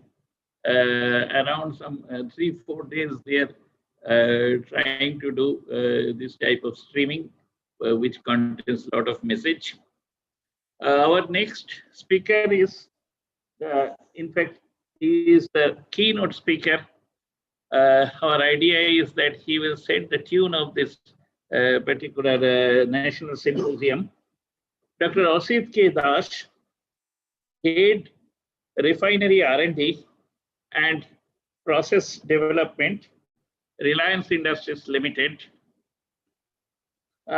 He has got a very exorbitant, style of research and lot of credentials. We know that it is Oshit. We know it is Oshit. Whenever I go to someone, I say that we are using LPG. That LPG in-max technology is being invented by Oshit and his team. Mr. Shukumar Mundal is also with, there in the conference. So Oshit, Shukumar, and the whole team, they have invented that. But there are not many other things. So that that Pomi, that our from VM, who is doing all such sort of streaming. So Pomi is showing or Oshit's that biodata, the credentials. Please see that. So he is currently head of refining R&D center in Reliance Jamnagar refinery, responsible for R&D activities in refining and process development area. He joined Reliance Industries Limited in 2006. Prior to that, worked at Indian Oil R&D Center since 1985. He was president. Actually, he was successor of me. Engineering Science, Indian Science Congress 2020, Bangalore. So basically, he is a product that already I mentioned from Jadavpur University Chemical Engineering Department, had MTech IIT Kanpur. And I don't know whether he has mentioned or not. I think mostly he is a, he is a topper. Medal winner for all such cases, isn't it? So I request Oshit to discuss a little bit of, because if I read it, it may not be so much. It is better that Oshit himself can introduce along with some of his work area, and then Oshit can start the presentation. So over to Oshit. Thank you, respected Swamiji Maharaj, Swami Vivekananda ji, my senior in Jadavpur University. The real Swami is on the back. Right, but you are also respected Swamiji. There are two Swamijis, I can see. Okay, continue. Also, many senior dignitaries who are there connected, who are in the hall, and many guests who have joined through net. Whether he is audible to everyone? Am I audible? Yes, now it is audible. Yeah, okay. It's audible. So it's a proud moment. It's my privilege to be here and sharing the dais with virtual dais, I would say, and share some of my thoughts. I have been attending this symposium. As always, I was a product from Jadavpur. I feel proud of it. And in Jadavpur, I also had opportunity to interact closely with Ramakrishna Mission Gold Park. There I picked up some of the essence of what is the teachings and learnings that we can have from Swamiji. Swami Vivekananda. And my journey started from there. I would say my hometown is in West Midnapur. I picked up my college from Jhargram, Raj College, then came to Jadavpur, then to IIT Kanpur, and then I came to Indian Oil R&D Center in 1985. Started developing the process R&D there. Worked there for 21 years. It was a great time for me to be there. Our team had developed and commercialized very many technologies. And one of the prominent technology there we developed is in-max technology, Indian maximization, which is to convert residue to LPG. As you know, LPG shortage used to be there. So we try to develop a product which is highly demanded in the society and commercialize it. I am very happy to say that this indigenous technology is now licensed worldwide by Lamas Technologies, USA. But this technology is all developed from Indian oil, not only developed, but design, plant design, commercialization, everything was done, using in-house R&D of Indian oil. I left Indian Oil in 2006. My colleague Sukuman Mondal, who has been working with me for almost 30 years, he is also in audience here. Together we came to Reliance again to begin a new journey. I would say after joining in 2006 at Reliance, there was no refinery R&D activities here, so we began that process. The R&D center has been established by our team. And I would say that one thing common in all that I have been doing for last 36 years, it is all driven by the societal need. I don't think anything else, no other motivation is bigger than serving the society. If the work that we do is of help to the society to alleviate some of the problems, I feel really encouraged. I really get highly ignited by when I see that the ideas can solve real life challenges. I had a great opportunity to share my thoughts in different aspects, and I've been always telling this, that you don't need bigger motivation than serving the society. And our educations are all basically to serve this bigger cause, and that cause is how can you be useful to others? This is the common theme that has kept me going without looking for what I get in return. So that part has been stopped, and that's why I always have thought, what can I do? How my work can be helpful to serve the society? So with these few words of introduction, I would like to take you through a journey which I thought is very relevant of what the Vivekananda Institute of Management and Environment and Management. It's all about how we come to the help of the society and some of the environmental issues which are bothering the society. And I'll speak to you today about a very genuine challenge the industry is facing and the environment is facing, what to do with plastic. We can't live without plastic, but we know that plastic problem is there, it needs to be solved. So let me take you some of the slides. So the topic I'll speak to you specifically today is about how do you solve this plastic menace.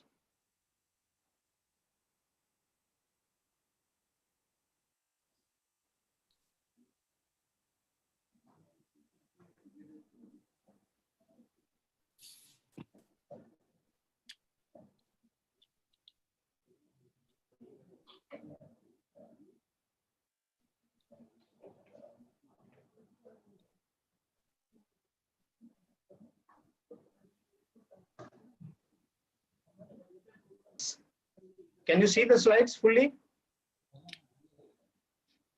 Can you all see the slides? Yes, I can. All right.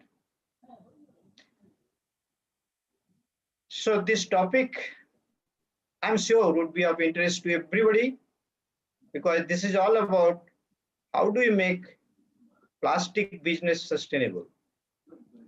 So I'll speak on sustainable catalytic conversion, a technology that we have developed with in our R&D. It's undergoing now, demonstration scale and commercialization process is on. So this process is about catalytic conversion of waste plastic to virgin plastic. So how do you convert waste problem, waste menace of plastic into an opportunity where we can get back fresh virgin plastic? In this audience, I have my colleagues, Mr. Sukuman Mondal, Dr. Satish Dagupati, Sayani Thakur. They are all part of this development. And I feel proud that what we started 2 or 3 years before is passing through the journey, and Reliance management has approved to go ahead with this technology, demonstrate and commercialize it. This is a disclaimer slide. Essentially what it means is whatever I am speaking is on. You all know about Reliance. I don't think I need to give any introduction of it, but in essence, Reliance is not only a big player in India, but it's also a mega player in the world. It is known for the world's largest refinery is located at Jamnagar. 2% of world crude refining capacity is just located in the two refineries Jamnagar. And the Reliance has established oil to chemical as a big business vertical. Reliance also has a very large footprint on the retail sector. Reliance is one of the largest in the Indian retail sectors. It has roughly about 12,000 stores across the country and 640 million footfalls in this financial year 20. Reliance Jio platform is one of the largest 4G platform available to the country today. And with introduction of Jio, the affordability of mobile connectivity in the country has significantly improved. Now this presentation is taking you through on the issues, the plastic revolutions, and the issues related to plastic waste and what are being recycled today and how do we increase that. Then I'll speak a little bit about the novel catalytic pyrolysis process that we developed. We have also a process called MCC, which takes this oil into the monomer like ethylene, propylene, and butylene, and BTX, etc. So these are two processes in conjunction actually convert this waste plastic into virgin plastic. And that provides the circularity of the plastic economy and sustainability to this plastic business. You all know we can't live without plastic. In fact, it is a very large revolution. Only in 30-40 years timeline, you know, it is a matter of late 50s it started, the plastic journey has started. But by 2020, it is 330 million ton of plastic per year. And by another 10 years, this number will grow to 750 million tons. And by 2050, it will be roughly 5 times the size of today, which will be 1800 million tons a year, which is a mind-boggling number. And 50% of this will be in Asia, because this is where the gross domestic product GDP is growing in India and China in a very rapid manner, and plastic consumption is commensurate to that. Correct. So, so basically, this market is likely to grow multifold, at least 5-fold. So far, plastic, about 8.3 billion ton of plastic has been produced so far. And plastic is not biodegradable usually, so it ends up somewhere. And 45% of it ends up in the landfill, 34% in water bodies, 9% of the plastic today produced are recycled, and 12% is converted to energy. So a large amount is still unconverted and it ends up in landfill and sea and water bodies, which is no good and no one likes it. And the other data is per ton of plastic, actually 1.6 ton of CO2 is emitted to the atmosphere, and 90% of the plastic which can be recovered back as energy, you know. So it's after all hydrocarbon only. Most of the plastics are hydrocarbon only in a polymer shape. So we should be getting back to the molecule where we started. And there are varieties of plastics, HDP, LDP, and so on and so forth. I'm not getting into that. You all know it. Reliance is a big player on plastic business, and considering the sustainability factor, Reliance has put up the plastic recycling the bottle recycling part in two of the locations, and Reliance has a big campaign to get back the plastic bottles and reuse them and recycle them. Multi-layer plastic, with packaging industry growing and the virtual economy taking shape, virtual market taking shape.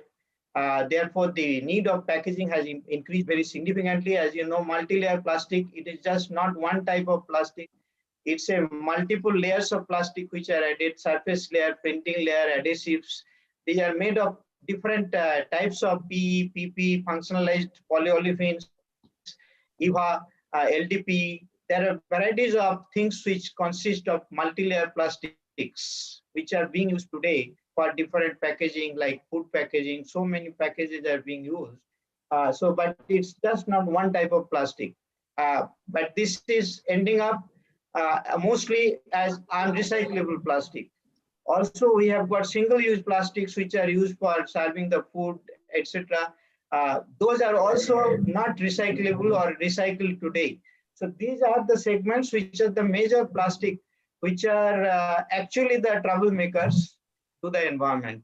We need to, if we talk about any sustainable, efficient technology, we need to address this multi-layer plastic and also the single-use plastics. Now, this is a scenario by next 10 years. Today, the recycling is only 10%, and most of it is mechanical recycling. But there are a lot of innovations taking place. So by 2030, we are hopeful that at least 50% of the plastic would be recycled, and much part of it would be chemical recycling. It's of two types, getting back to the pyrolysis oil, but most of it is thermal pyrolysis. I will show you that how a catalytic pyrolysis is much more beneficial compared to the thermal pyrolysis. But all in all, pyrolysis sector is growing. It is to get back converting, depolymerizing the plastic into the oil, and then the monomer, basically monomer is produced of this oil through different refinery processes. I'll give you a glimpse of that, how you produce monomer from this pyrolysis oil. All in all, it's again, the whole idea is to make the plastic economy circular. Plastic pyrolysis through thermal route has its own challenges.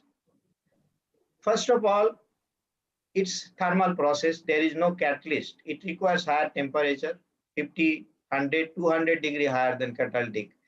And you can't use all plastic. You have to segregate plastic. Depending on the type of plastic, the temperature required different. So you need segregation of feed. And that's a very big problem.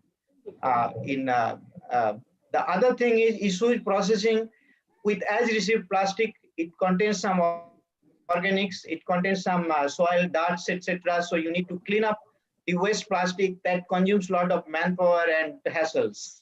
Can you develop a process that can take plastic as such, raw, contaminated with soil, etc.? You don't have to bother about cleaning, segregation, and all that.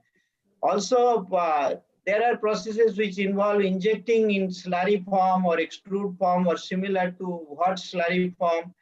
Now, those are highly viscous. You know, when you deal with hot slurry of plastic, those processes are going to have problems.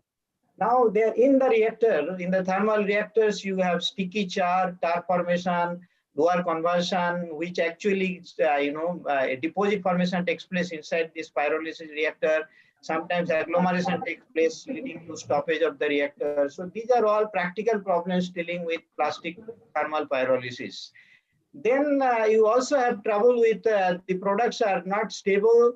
You have high amount of coke residue, and the thermal products do not stay longer. They oxidize, gum formation is there. So all kinds of difficulties are there in the existing processes.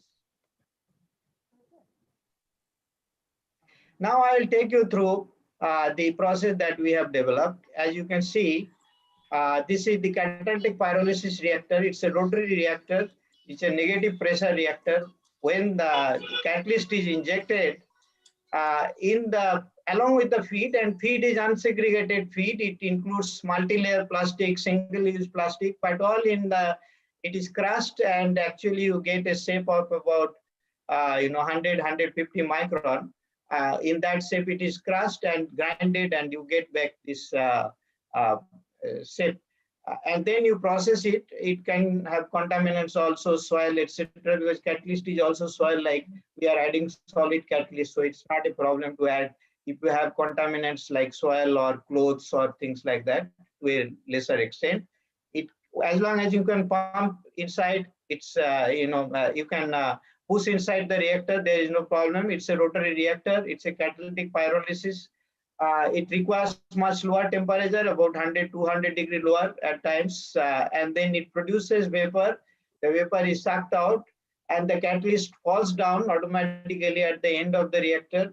It is regenerated to a separate bed. If you have at one single site, if the catalyst requirement is big, then you have this regenerator. Otherwise, you don't need to bother about it. The catalyst ends up as a char kind of thing. You can use it as a fertilizer, or burn it in furnaces, producing some coke, heating value. And the products is cooled down, chilled, and basically you get a pie oil. This is a catalytic pyrolysis oil. On the table I have shown you, which gives you roughly about 10% higher liquid yield we get. And most of the catalytic pyrolysis liquid is very light. Heavies are less because catalytically the cracking has occurred. The temperature can be as low as 60 to 150, 200 degree lower in the reactor. So the char formation is less, the gas formation is less, the liquid yield is more, and you get a very a largely stable liquid which can be brought to the refinery and reprocessed in the refinery to produce again the plastic. So this is in a nutshell the advantage. We have used varieties of feedstocks, as you can see, for all kinds of feed has been processed. We have completed pilot scale. We are undergoing the demo scale in 10 ton per day scale. We already have a demo plant. We are undergoing some changes in there and hope to finish this demo scale in another couple of months so that this process can be commercialized soon and done across India. These are the kind of products, as I told you, that the products are much more lighter, cleaner, and stable. You can get all kinds of product, but primarily 50-60% of the product is in the gasoline range. It has high octane number. It has high aromatic content, which is very good. And we have used all kinds of feedstocks, LDP, HDP, mixture of ABS, PS, polystyrene, PET also to some extent, but PET is recycled mechanically, so PET is not preferred. But all other single-use plastic as well as multi-layer plastics are paid as feedstocks without any segregation or pre-processing. You can see this left side corner right is the thermal char. You can see it's a sintered char. Basically, it's a char which is having a lot of hydrocarbon. It gets sticky, and it's a big lumps, and that's what causes trouble in the heat transfer inside the reactor. The reactor does not operate beyond a couple of hours, or at best 1 or 2 days. So on the other hand, the catalytic char, it's a small quantity that you get, and the char is clean without hydrocarbon. It shows that the plastic is converted fully. So therefore, catalytic process has a real advantage. I take you through, once you get back to the refinery, this pyrolysis oil you get back, then the question, how do you get polymer again? We have invented a process called multi-zone cat cracking, which converts this kind of oil, in fact, any kind of crude oil is directly fed to, this is our patented process. You can directly even process crude. In fact, this process is undergoing now commercialization.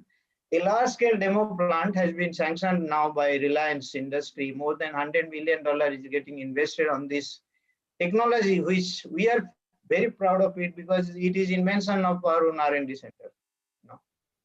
Just 10 years back, we started working on this, but today this process is getting commercialized. I'm very happy about it. Within Reliance Refinery, we are building up a demonstration plant at a cost of more than $100 million. And this process is able to take any kind of feedstocks, including direct crude oil, which can be cracked, to only 3 petrochemical products, which are ethylene, propylene, and benzene, toluene, and xylene, the aromatics. So these are the mother feedstocks essentially from which you can produce any petrochemical today. As you know, today, India imports about 60% of the petrochemical is imported today roughly. That includes all these mother feedstocks also sometimes we import, but all the petrochemical import is no good, particularly for self-reliant India. And we are importing crude oil in a big way, and here we have 10 million ton of waste plastic. If we can follow this process, we can get back about 8 million ton of, synthetic plastic crude oil, which has the potential to produce about 6 million ton of, again, virgin plastic through this process. You can imagine we get about 30% or higher propylene, about 25% ethylene, and about 20% of aromatics. Nothing else actually as a fuel. No gasoline, no diesel. So in the oil to chemical scenario, this is a process which is essentially going to serve the country in a very big manner. And we are looking not only the plastic to oil, the cooked oil, which is unused, can be brought back and processed through this so that you can get a virgin oil out of it or virgin chemical out of it. The bio oils, the biomass, we have huge amount of biomass in our country, about 500 million ton, and about 250 million ton of biomass is available. Now, if you can convert them, the sludge waste, municipal sludge waste, all these feedstocks essentially can be converted to bio oil, and that those bio oil, plastic oil, in fact, these are all recyclable quantities which will bring circularity to the oil industry and bring sustainability and bring greenness to the oil, which is so far dependent only on fossil as a source. But we are actually propagating this idea that this technology and this industry can be made sustainable, can be made green as well by utilizing this renewable feedstock, renewable biomass, this waste plastic which is there, the municipal sludge waste. So basically it's a waste to very high value chemical. That is what these technologies are going to give us. This is the kind of platform which I have been dreaming all through, that it is possible to serve the society by innovating, by utilizing what we have learned in our university days. It's not that those teachings are only for getting marks. I have been emphasizing that in every forum I speak. The learning, the true education is just not for getting marks. Those are essentially to solve societal problems. That is where the real utilization of the education is. I have explained you this multi-zone calculator along with catalytic pyrolysis, how it can provide the industry of plastic to become circular.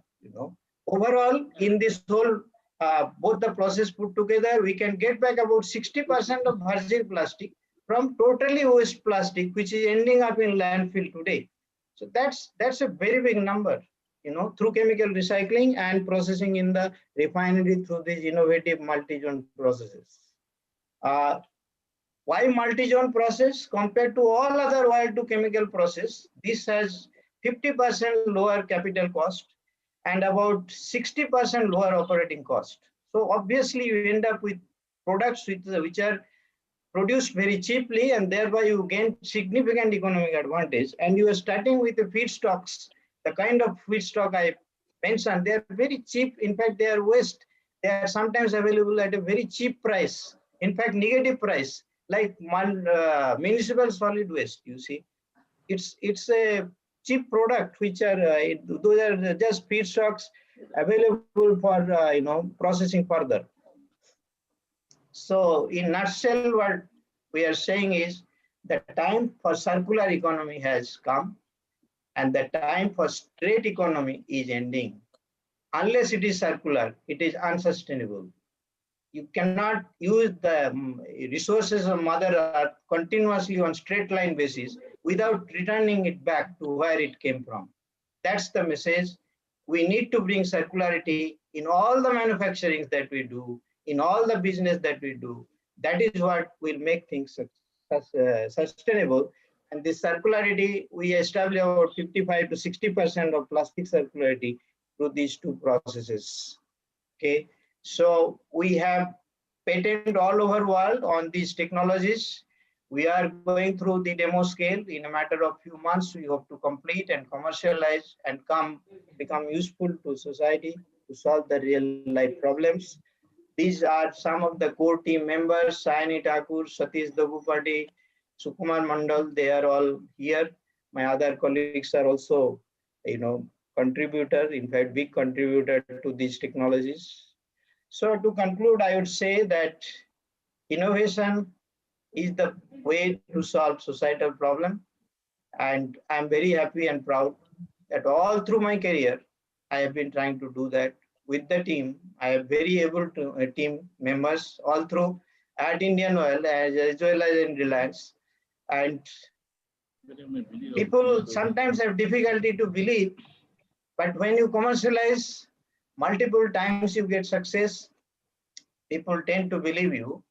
And I would end by telling and quoting a great word of, which Swamiji has been saying, and Gandhiji also said that every new idea passes through 4 phases. First, people will neglect you, then people will criticize you, third, people will accept you, and fourth, people will respect you. But for that, you need to have a sustainable mindset, which will, a spirit which will not get subdued just because there are problems. And that spirit comes only when your work, is serving the society. Thank you very much. Thank you, Dr. Das. Thank you, Ashit. This paper, I think we should have some, deliberation, the discussion on this particular topic. So I request, I have seen that Professor Bhupinder Verma, he has joined from LPU, a lovely professional university. Professor Verma, any comment? Professor Verma? Yeah, sir. Good afternoon. Am I audible there? Oh, surely. Good afternoon to all. Yeah, thank you very much for inviting me, and I enjoyed the talk by Shri Asit Dasji. It was very interesting. I've just joined now, and I listened to few comments, and rather I noted those quotes which you as well as Gandhiji used to say, the kind of thing which Dr. Asit has told us, right? I appreciate the kind of program which is going on, and I really see to it what are the other deliberations. Thank you.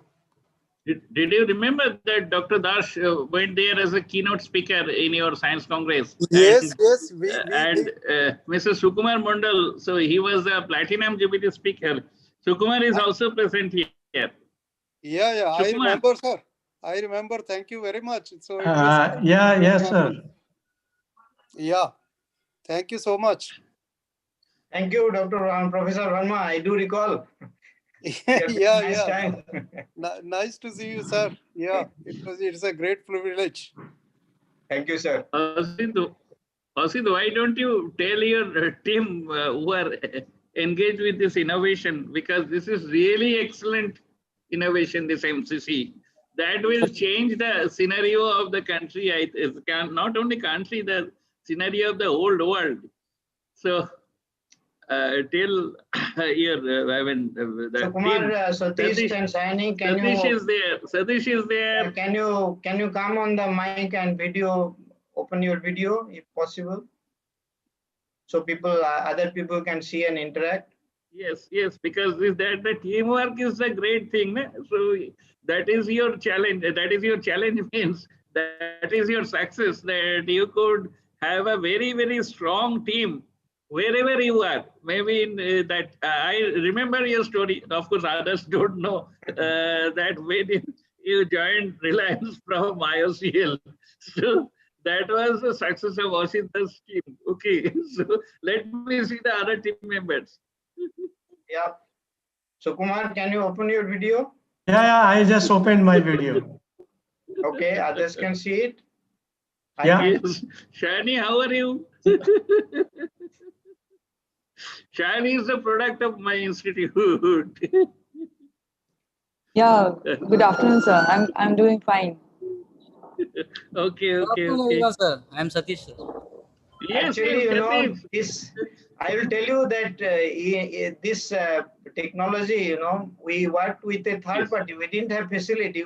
We worked with a third party, and Satish and Sayani and Sukumar and me, we used to go, but mostly Satish and Sayani used to work in the summer, day and night. In a matter of 3 months, they developed the basic data in a pilot scale, you know. That's the kind of devotion that goes into. Very good.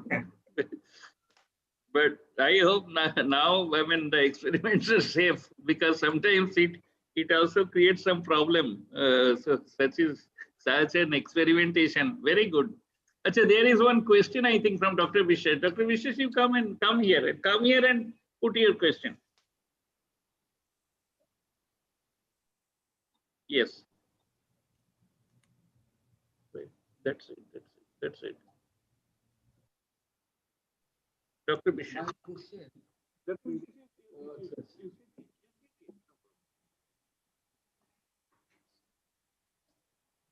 Hello, Dr. Das.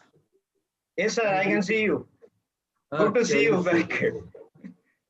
You remember me? Yeah, very much. Why not?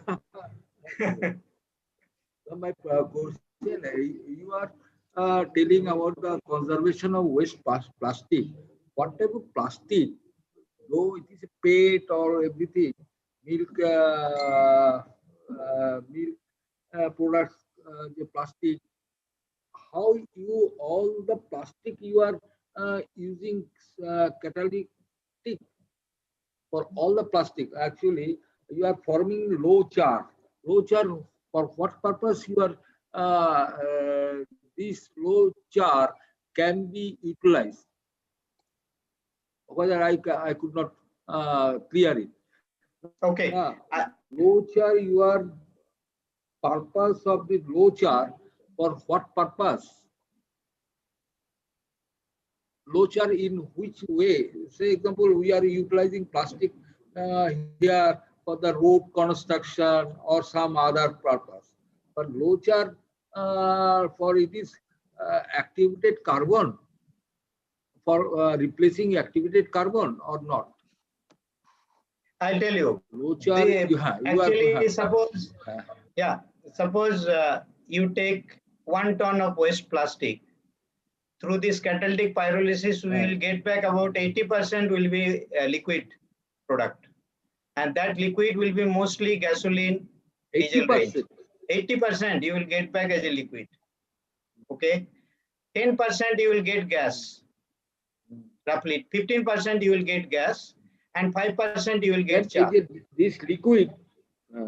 Yes. Now, this 5% char, we are burning in this, regenerator.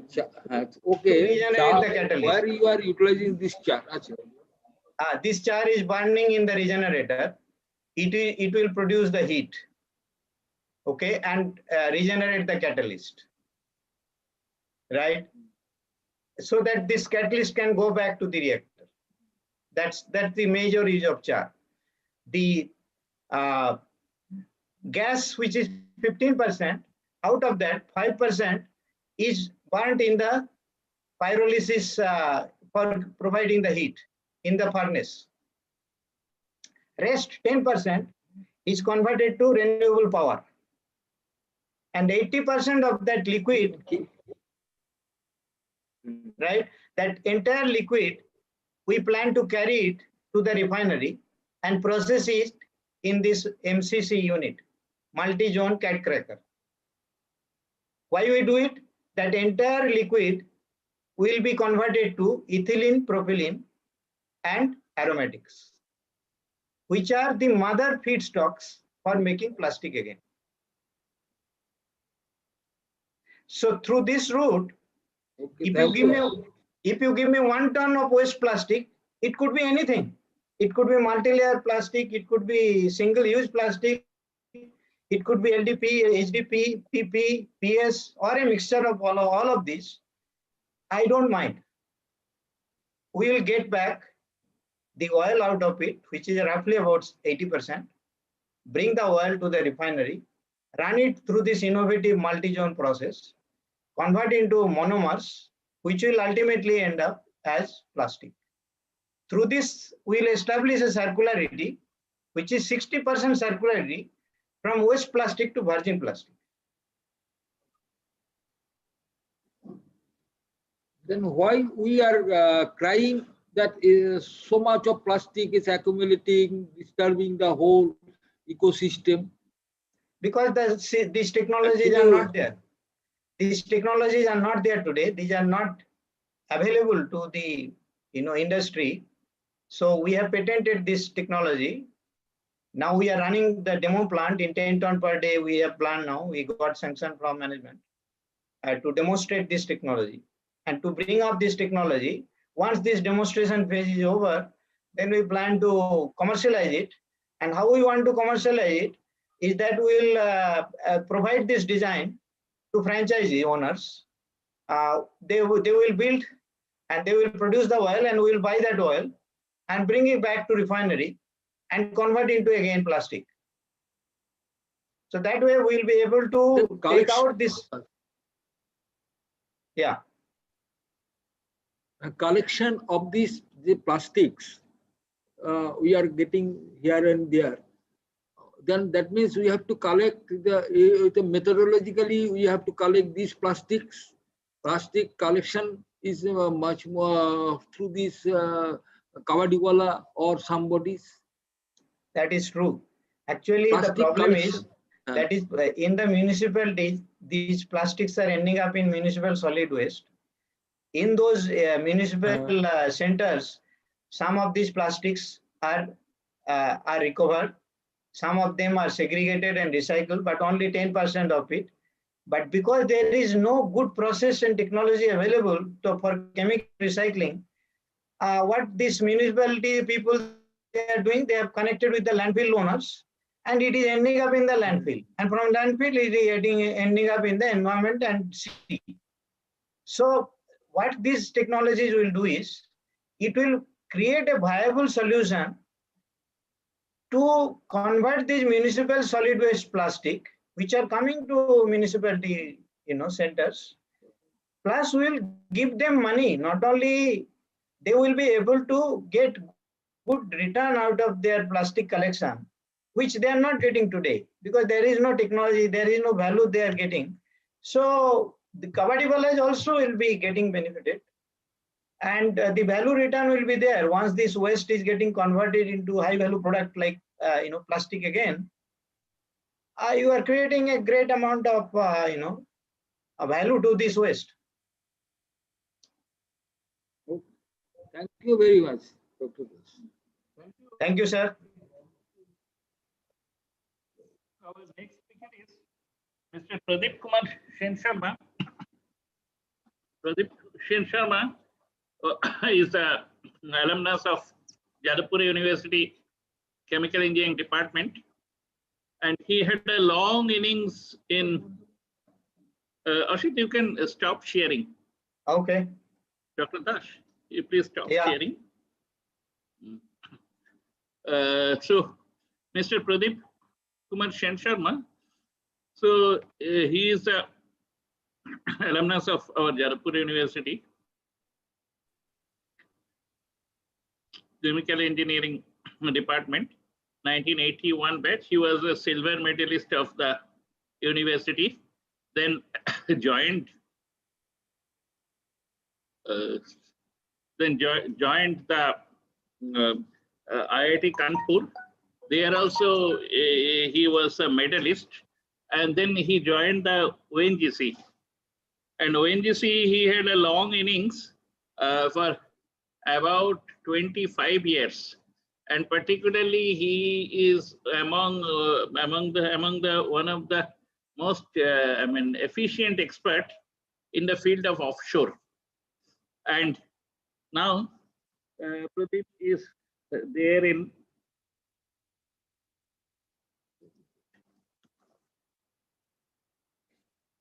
Abu Dhabi Marine Operating Company. He is a team leader for the whole offshore operation. So let us listen to him. Pradeep, please.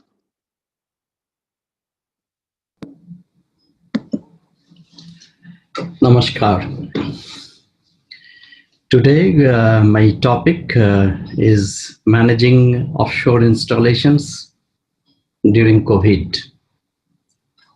I'll be talking about my own experience in an offshore oil and gas production field in Middle East. I'm an offshore oil and gas field professional since more than 3 decades, both at India as well as Middle East oil fields. I have gone through many challenges that offshore oil installations offer and have added to my experience in the process of overcoming the challenges one after the other. These include getting caught in stormy weathers, in floating barges, oil tankers, oil platforms, with all physical connections with outside world severed, fire incidents, man overboard, several incidents, and so on. As offshore going personnel, we are normally trained to tackle this kind of incidents and so have some pre-planning in the back of our mind. Then came 2020 and we were thrown into a situation which was not in our syllabus of learning. I was in an offshore installation doing my usual 3 weeks on-off duty. We were following up the news of COVID spreading from China to Italy and Iran to a large extent, and then to other countries. Middle East also started getting cases trickling here and there. We started getting news of isolated cases of people getting sickness at some offshore installations, being evacuated and then tested at onshore to be COVID positive. Just a few days before my shift would be over, we received a company communication barring all personnel transport to and from offshore installations. A sense of uneasiness prevailed among us, not because we felt stuck in offshore, as we were trained for that. We got stuck several times before also due to other reasons, but because of uncertainty of the period we will be stuck and what consequences will be there should there be any positive cases in the installation. Though all normal passenger transport were halted, helicopters still continued flying to evacuate anyone having the slightest of symptoms back to base for testing. The following days saw hectic planning both at corporate level and at the local site level as to how to manage continuity of drilling and production operation.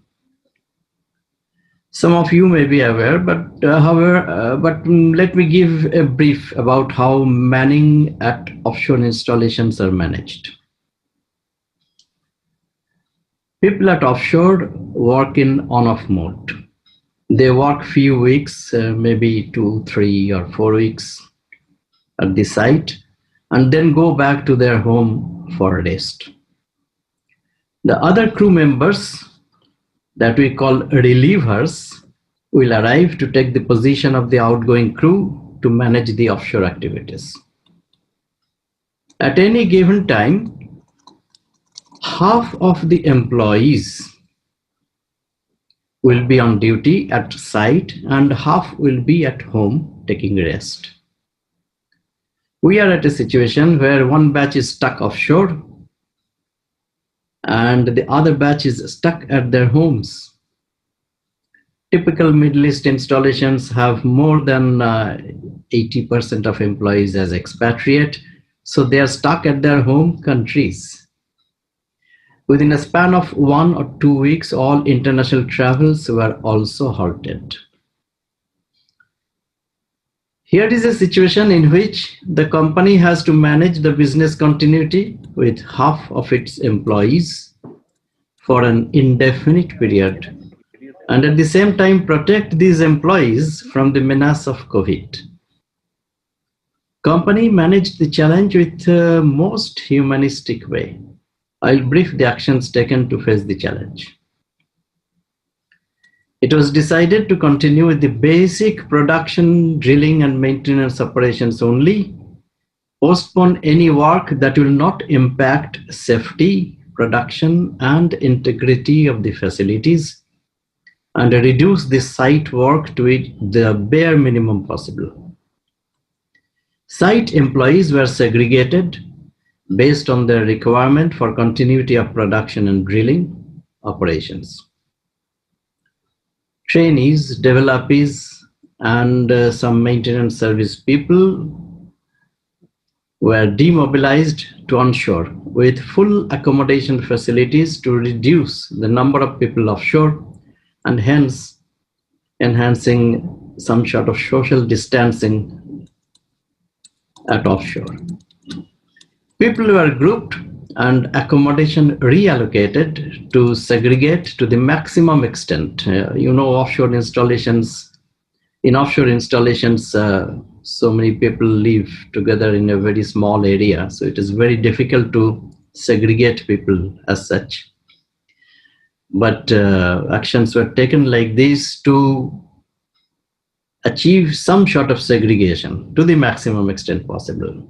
People from two different groups would not come close to one another. If a group member falls sick, he will be immediately evacuated and other group members will be quarantined till the sick person is tested negative. And that negative certification will come from government health authority and company doctors. Some rooms were designated as quarantine rooms to accommodate any person having symptoms till he is evacuated to base for further testing. Dining timings were segregated, tables were rearranged to ensure distancing. The nerve center of an offshore platform is the central control room, which you call CCR, from where the operation of the whole field is monitored and controlled. The CCR, along with the people operating from the CCR, were isolated from the rest of the platform crew. Even their food was served in a separate area. Face masks, hand gloves, sanitizers were all arranged at different strategic locations. Living quarters were sanitized regularly. Regular educative sessions were held, attended by site doctor and all site employees about what to do to protect oneself from getting the infection. Drills were done about how to handle a possible COVID patient on platform. All meetings within site and also between site and town office were held online. Top management held regular communication directly with site employees to boost their morale. Arrangements were made to give the site employees periodic rest at site to enable them unwind from many days of continuous shift work. A rigorous testing program was chalked out and put in place by which every site employee will be tested once in 2 weeks. A team would visit the site for collecting samples of all the employees for testing. Any positive result would trigger immediate evacuation by helicopter to base and then to a designated location to treat COVID patients. What happened to the employees who got stuck in their homes? Company continued paying their full salary, considering the period of their absence as force majeure leave, and no one was affected. Once international travel was resumed for emergency purpose, almost after 6 to 8 months into the lockdown, these employees got the chance to travel based on their criticality at work and relieved their colleagues at offshore one by one. All people traveling from outside were compulsorily quarantined for minimum 2 weeks and were tested multiple times before allowed to travel offshore.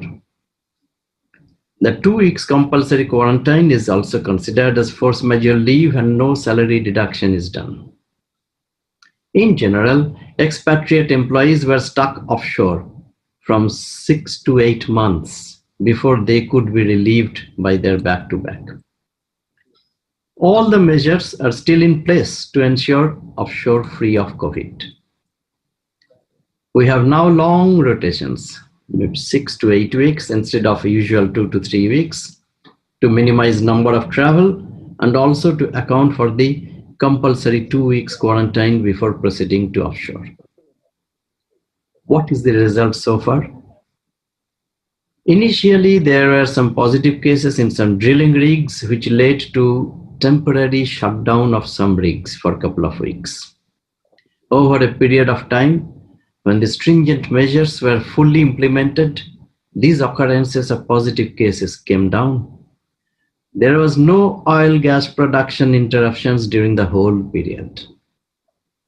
We hope to maintain business continuity with all the required measures till the menace of COVID is over, by medicine or by vaccination. Who knows when that will be? Still, it's not very clear. There is a question mark. Till we get a definite answer, we will not let our guards down. We will continue following the simple steps of face mask, hand washing, social distance, sanitization, whether we are on duty at offshore location or off duty at home. Thank you very much. Thank you. Thank you, Pradeep. This is a wonderful area. Actually, we did not have any idea about the type of the situation and the remedial messages that you discussed. So naturally, it was a very illuminating speech. Let me introduce again Professor Bhaskar Gupta, the organizing secretary, whose effort and toil made this conference possible. Our next speaker is Professor Jayant Chakraborty. Professor Jayant Chakraborty from IIT Kharagpur. He has got a very illustrious career.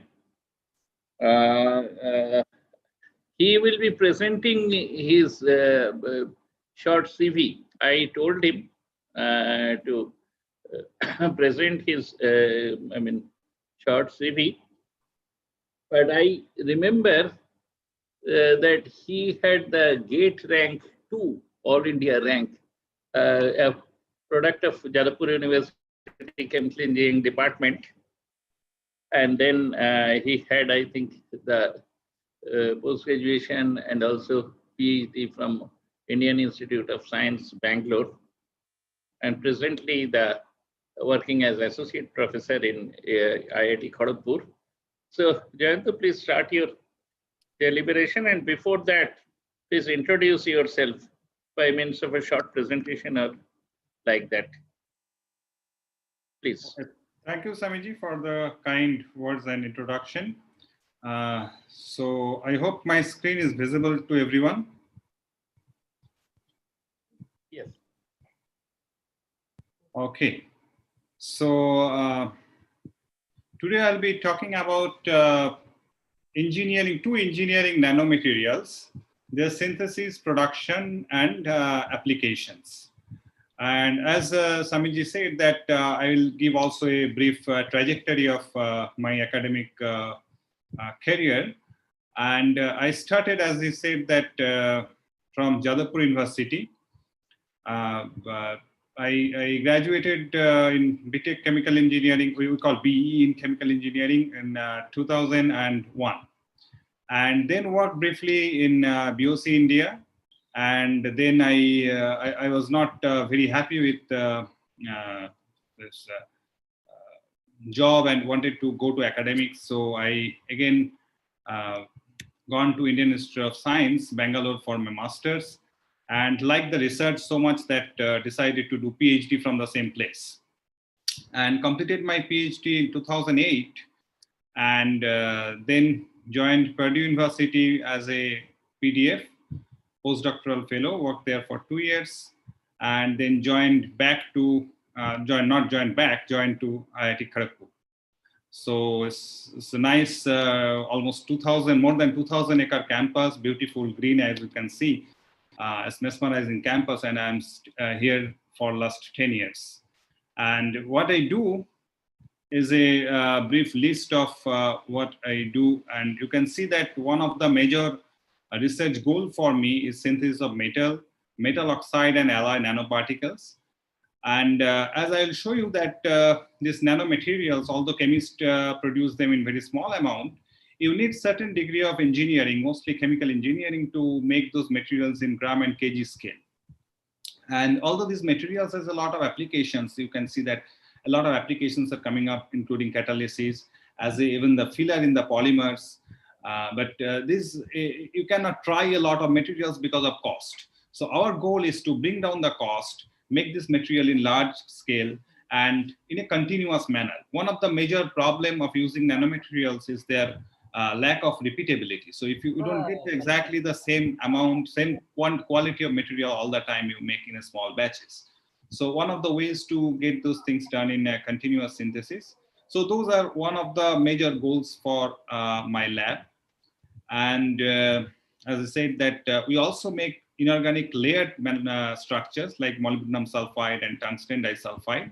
So I'll talk about these layered materials today as well. We also do a lot of crystal shape engineering, mostly for pharmaceutical crystals. And my basic training is in modeling and simulation. So we do population balance modeling. So those are again crystallizer, optimization of crystallizers. So numerical solution techniques. So a lot of mathematics we also do. So simulations like this molecular dynamics simulation, not exactly molecular dynamics, some variation of that we use in DEM simulation. And we also started opened a front on aluminum doped zinc oxide layers, sol gel technique, and solar cells. So you can see that I work in a very broad area, and because I work in such broad area, I'm open to work on various problems, so as the need arises. So with this brief introduction, so I'll go to the main topic. So today I'll be talking about two things. One is the first I will discuss about this layered structures, which here I will show this tungsten disulfide. And since this seminar series is for innovation and management, so I'll talk about innovation that we made. And that's why I selected this tungsten disulfide. We do a lot of academic research, of course, but these are about innovations.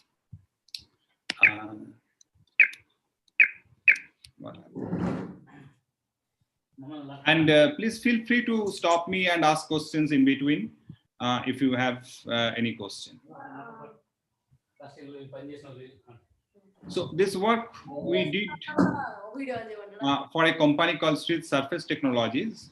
They are a Pune-based technology company, and as you can see that they sell various products like solid lubricants is one of their major product. So So first, let me introduce this. What are these transition metal dichalcogenides? So these are layered materials similar to graphite. So they have layered structures and molecularly thin layers. Those thin layers are bonded by a weak pi bond like this graphite. So they form very nice lubricant-like material. So you also know that the graphite works like lubricant. But the problem with using graphite as lubricant is that at high temperature, graphite will not sustain. But these dichalcogenides, they will go up to say more than 1000 degrees centigrade. So for high temperature applications, space applications, you need solid lubricants because the space, the vacuum, so there are liquid lubricants you cannot use. So if you have high temperature, you have space level, you need solid lubricants. So this transition metal dichalcogenides, is tungsten disulfide or molybdenum disulfide. Those are layered materials similar to graphite and works at high temperature. And they also have many interesting new applications, including catalysis. So as you see that the diesel desulfurization, so this as the pollution norms are going tighter and tighter, you need better and better catalysts for diesel desulfurization. So these are used in such applications as well. As I said that those are used in solid lubricants. Those are stable at high temperature. They're also used in plastic molding. So before you put the plastic in the mold, so some cases they spray this solution or suspension made of this transition metal dichalcogenide so that the plastic comes out from the mold very easily. So these are the applications. And Street Surface Technologies is one of the company who sells these materials to various people. Now, they are from where they get that material. So they get that material from a company called US Nano, US Research Nanomaterials. So they're a Houston-based company. And the problem they are exploring is that, so the cost is quite high. So approximately a few lakh requires per kg of this material. Although this material is not required in large amount, but they are exploring that can you make it at a lower cost and reduce the cost and make it at a lower cost domestically. Instead of importing that material, can you make it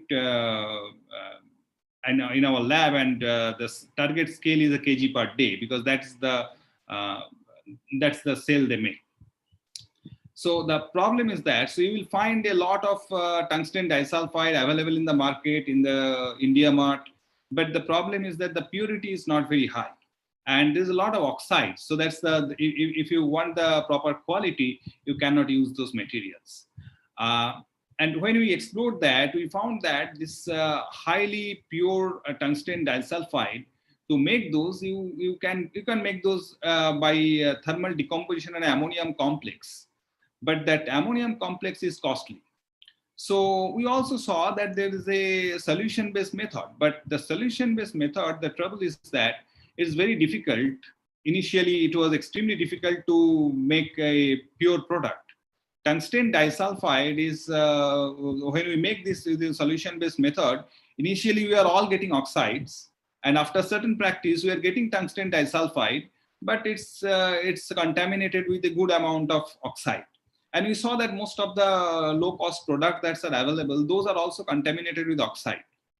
And then we started exploring the literature, and we saw that it's not exactly known that from where this oxide comes. So this work that we did, it's mostly on exploring the chemistry and resolving the problem so that we can make a solution-based method. Solution-based method where you can make high purity tungsten disulfide. And no one did it before us. And so we published it in New Journal of Chemistry. And I wanted to show you that slide, but somehow I don't see the slide here because last moment I made some modifications. Here it is, yeah. So we published it in a New Journal of Chemistry, a Royal Society of Chemistry journal. So large-scale surfactant-free synthesis of tungsten disulfide nanosheets, an investigation into the detailed reaction chemistry of colloidal precipitation and their application as an anode material for lithium-ion and sodium-ion batteries. So as I said that there are many interesting applications. So one of my colleagues wanted to see the application of this material in batteries. But our consultancy was for making it for solid lubricant application. So this work was done by PDF. Poonam was a PDF in our lab. So she did most of this work. Along with Anana and Shirisha helped her, and myself and Sriraj supervised this work. So some of this slide went missing, so I had to go back several slides.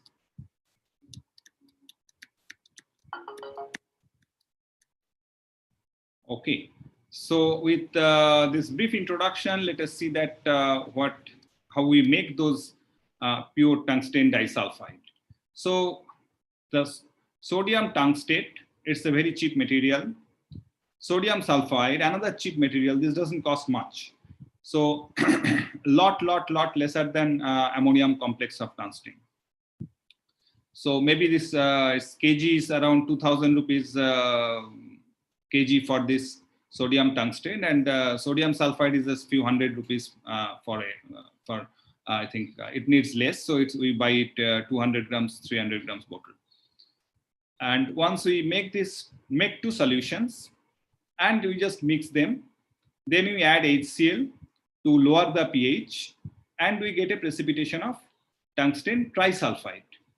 And we filter it, dry it in air, and then put in a furnace under inert atmosphere at 850 degrees centigrade for an hour. We get this nice quality tungsten disulfide, which we estimated the entire cost per kg will be around 10,000 rupees. So it's a lot lesser than what you get from imported material. And this process I have shown is a typical solution-based process used in any chemical manufacturing. So whatever scale you want to make it, you can make it. And I think that for making nanomaterials, solution process is a good process. There are also other processes like flame synthesis and other, but those are difficult to control. If you want to make a very controlled synthesis of nanomaterial, the solution-based process is one of the best way to proceed. So I try to make everything a solution-based process. And also chemical industry is very comfortable with such solution-based process. So although this process looks simple like making any other chemical, but there are a lot of problems that occurred initially. And when we looked at the literature, no one knew why the problem is. So one of the major problem is that at this stage, when we dry this tungsten disulfide in air, and then we observe a lot of oxide forms inside. So we are in a puzzle for quite some time that how this oxide formed inside. So the known chemistry till that point didn't have any answer. So the known chemistry tells us that when you add sodium sulfide to sodium tungstate, you get Na2WS4. So in ionic form, you get WS4 minus 2 ion, valence state is +6, tungsten valence state is +6. And once you add HCl to it, you expect tungsten trisulfide to precipitate. That's all. And these are the ionic reaction where this WS3 precipitates. And then third reaction is WS3 is heated in nitrogen or argon atmosphere, and it becomes tungsten disulfide, and sulfur goes out. And this is the valuable product. So literature tells about these three steps, nothing more. 1, 2, 3. First, WS4 formation. Second, WS4 to WS3 precipitation. Third, WS3 to WS2 under heating. But initially we suspected that from where these oxides, tungsten WO3, the tungsten oxide is coming. So initially we thought tungsten is very much prone to oxidation. Even during the heating state, if any of the air or oxygen remains in the system, that will lead to that oxide impurity. So we tried our best. We did everything. We suspected everything, but we couldn't get rid of this oxide in this material. And then we started deciphering the chemistry. We also noted that during the acidification, you may remember that this, let me go back to the slide again. So this is the key step, the acidification. So you Na2WO4 you mix with Na2S, you just, the colors become slightly lighter. You keep adding HCl. I have shown here that it becomes brown WS3, but it's not actually happens. Actually what happens is that you see a gradual color change from yellow to this green, then darker green, then olive, then brown, then dark brown, then the dark brown precipitates. So, and when we explored this process in detail using IR spectroscopy and UV spectroscopy, we found that this sulfur is, the oxygen in the WO4 is gradually replaced by sulfur.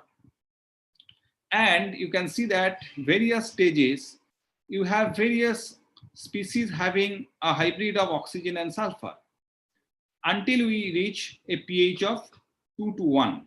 And this point is very vital. If you cannot balance your pH appropriately, you will have certain amount of this species, so oxygenated species. And this species during heating stage will give you the oxide impurities. So the innovation in this particular work was to understand that this particular phenomena and resolving that by balancing the pH appropriately. And we check the presence of this oxide species during the drying step. Actually, during the drying step, if any of these species are present, those species will give you to tungsten oxide. And we made a quality check before we start heating, is that you will see any oxide peaks. It's tungsten oxide is very, very crystalline.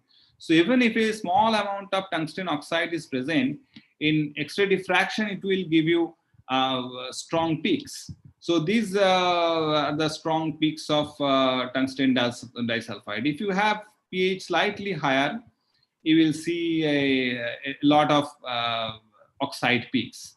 So this oxide doesn't come from the heating step. The oxide comes from the precipitation step itself, because several other species are present. And based on this particular finding, we proposed an alternate reaction scheme, and we managed to make very nice tungsten trisulfide WS2. So there's a mistake here. So it's a WS2. So WS3 is amorphous. So WS2 is such crystalline, nice. This is basically hexagonal, but here the particular sample showed truncated triangles. So these are the very nice layered material. They looks just exactly. So if you take in between your index finger and thumb and rub, it will show like a graphitic, nice texture, shiny. So this material we sent for third-party testing, and that also it passed the quality check. But somehow we were in the process of pushing it to various customers. It didn't work because till now the lockdown came in between. So probably we are hoping to push this to various product and make it a product soon with the help of Street Surface Technologies Pune. And this is the oxide. This is the X-ray diffraction of the final product. We see some oxide peaks, but those are not quantitatively not much. So you see that WS2. So this is the characteristic peak of WS2. So if this is a strong peak, the material is pure. So you also did some XRF to X-ray fluorescence to take the purity. But the purity is good, but you still see some oxide peaks, because even a single grain of oxide will give you a good amount of peak, because there's so much crystalline material.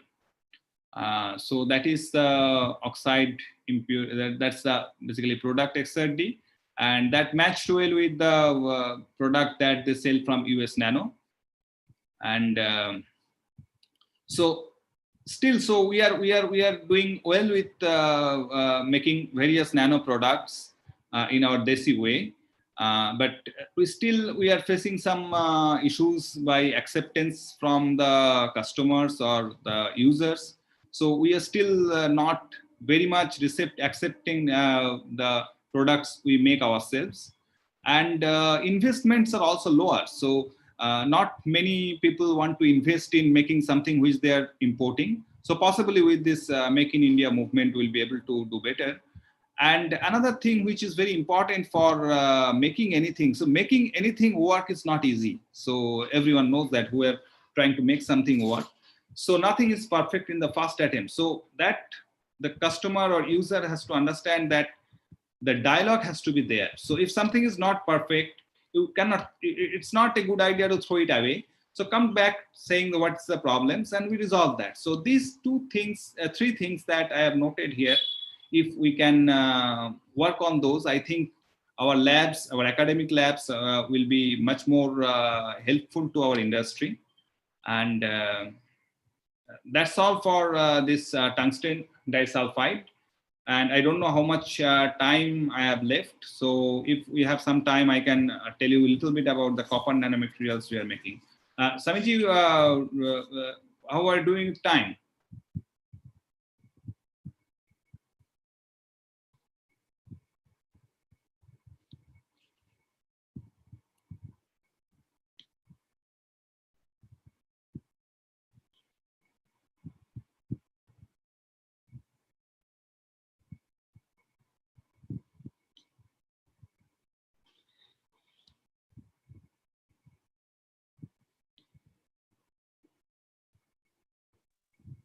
Hello, am I audible?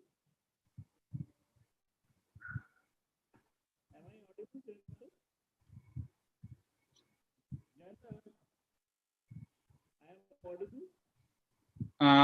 I cannot hear anything. Oh, just a minute. You can. Hello. Yeah. Yes. Actually, how much time do you need? Actually, I mean, if it is a 5-10 minutes, you can take it. No problem. Okay. So maybe in 5 minutes I can yes, show you our work on copper material.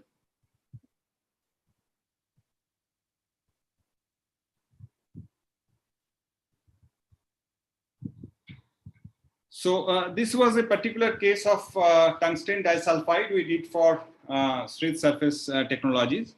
But one of our major work area is copper nanomaterials. And although we do not have industry partner in this at this moment, but we think that this is a futuristic material and will be useful. For example, see this nanowires. So one of the material that we are working at this point is nanowires. So let me show you directly the nanowires.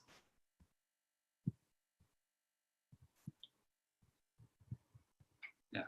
So this is the nanowire we are making. So silver nanowire has a great applications, and silver nanowires is also imported, and currently NCL Pune is making those. And you will see that this new Samsung phone has come with the foldable display. So that's the flexible electronics comes with this kind of metal nanowire. So like right now people are using silver. And what the goal for me is that to replace silver with copper, because you see that engineers always try to make things cheaper. But the problem with copper is that it will get oxidized. So the goal that we are having at this point is to make alloy materials. So we alloy copper with silver, copper with other zinc or other materials to make a suitable alloy which will not oxidize, be cheaper, and you can have a much cheaper nanowires. So and also we work on continuous and large scale synthesis, recycling of chemicals. So all these are in focus. So this was the recycling of all the chemicals that we had.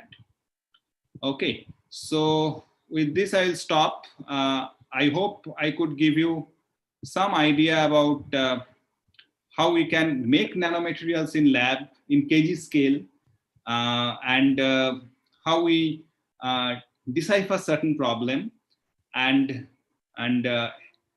collaborate and work with industry, innovate, and also manage the situation so that we can sell the product.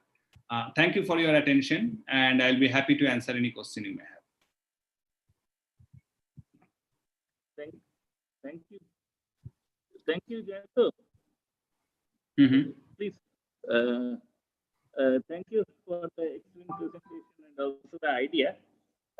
Now, I request Professor Bhaskar Gupta to present session chair of this particular session. Actually, we had a plan that we would be having inaugural session and also the keynote plenary session. But since we started late, we clubbed together the two sessions together. And in keynote plenary session today, there are only 3 speakers. So that's why Bhaskar Gupta, Professor Bhaskar Gupta has occupied the chair, and I request him to interact with the audience. Yes, Bhaskar, please. Thank you. Thank you, Sanjeevan. Thank you, Swamiji, I should rather say. As you have already heard, we were rather forced to club the two sessions together because of the delay in starting the session for some unavoidable technical glitches. Nonetheless, throughout the day, we had listened to some excellent presentations. Mostly these are not my own field of interest, but I also got enriched greatly by all these luminaries, all the eminent people who presented their works and who showed us a course to the future. Today, right now in this plenary session, we have only our last speaker.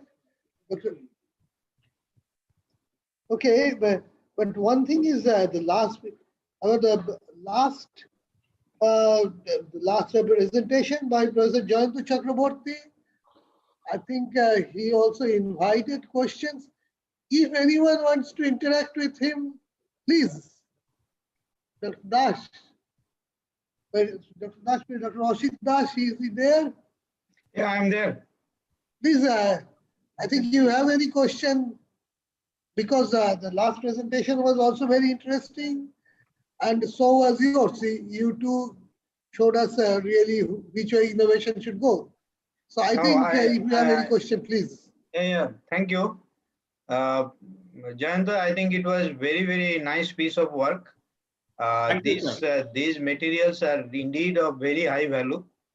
And as you know, these are having applications in refinery and petrochemical catalyst also. Yeah. Moly and tungsten, these are used in hydroprocessing catalyst. Yeah. And they are using, currently these processes are all conventional. So we end up not with nanomaterials, but with nanomaterials we have much higher activity, etc. is possible. So I think these materials that you have worked out, we have to of course look at the price scenario as well. But I was impressed very much with based on these weight methods that you have come up with this. Have you done for MO sulfides also? Yes, sir. We also did for MOS 2 also. Okay. But that we didn't complete. We just saw that we can make MOS2 of good quality with this. But since the company was interested only in WS2, we didn't complete that work. But we made MOS2 for a battery application. But battery application, they are not too much worried about the oxide impurities. So MOS2, we are still getting some oxide impurities. We didn't resolve that yet. But MOS2, yes, with the same method, weight method we get. Can you give us idea about this size of the nano layers that you are getting? For MOS2 or for WS2? Both MO and I would also ask you for nickel as well as cobalt. Okay. See, these are the applications basically used for hydrogen catalyst. Polysulfide is a major one. Nickel sulfide as well as cobalt sulfides. Okay. Basically, we start with oxides and then we do in situ sulfiding. Yeah. That I know. That's the current conventional process. Yes. But since you are already producing MO sulfide, it's a matter of just taking these nanomaterials, yes, suitable format, and putting them back into the support. Yeah, we also put this in alumina support. We put them in alumina support, and I see. yeah, we also worked in that direction. And I don't remember all details at this point because the Poonam was a PDF, so she was mostly working independently. But from request from some lab, catalysis lab, they supplied us the alumina precursor, which needs to be heated at, I think, hydroxide they gave. And then we embedded this tungsten disulfide and then heat it at high temperature and got that embedded one. So that also we did. So what are the sizes you are talking about when you say nano? How nano is nano? What are the sizes? So, let me pull that paper here. Again, let me share my screen. Because if it is too nano, the trouble is that the thermal stability might be affected. So there is an optimum, size of these nanomaterials, which can find very good, we have to optimize. See, when you reduce to nano scale, when you reduce and reduce, you get very good activity because accessibility improves a lot, right? The diffusion, etc., comes down, but at the same time, the thermal degradation also occurs faster. So there is an optimum scale, which perhaps, okay. Yeah, so this actually shows you that how you can tune the size by changing the calcining temperature. Okay. So you see that these hexagon discs are in diameter, if I say that those are about micron, and this thickness is, I think, less than 100 nanometers. So I think that will be clearer if we see the TM. Yeah, here is the TM. And since the beam is passing, you see that beam is passing, so their thickness is less. So less than 100 nanometer, because 100 nanometer beam will not pass. Perfect. So, I think you are very much, I find that these are very, very good material which can find a lot of industrial applications. I would like to be in touch with you, Yeah. That we explore, we can explore jointly what is the applications, in catalysis area. And I think it would be very good. Let's talk offline and see how we can make use of it. Yeah, sure, sir. That's good. Thank you. Thank you. Great work. Thanks, sir. So that I think is a real success of these type of symposia. When such minds come to the same place and interact with each other, we always expect something better to arise out of that. And any other question? If there's any, is there any other question? Oh, everybody is silent. Can you hear me? Am I audible? No? You are very much audible. Okay, thank you. Because everybody is silent, I was just taken a little bit aback. Maybe we have overstepped the time for lunch. Sir, because this is an online session, you always can have some lunch in the meantime. Anyway, we have come almost to the end of the session. Our last speaker, Dr. Arun Kanti Biswas, is here. He is a former regional director of National Environmental Engineering Research Institute of CSIR, and he's a secretary of VIEM. Actually, Dr. Biswas is very much well known to me also, and to many people in and around this city and maybe all over India. And he's a very good friend. And only one thing I can say about him is that we heard so much about societal engineering today. He is a true societal engineer, trying always his hand at societal engineering to make the society better. So we are all, and I myself too, are eagerly waiting to hear something from him. Over to Dr. Biswas, please.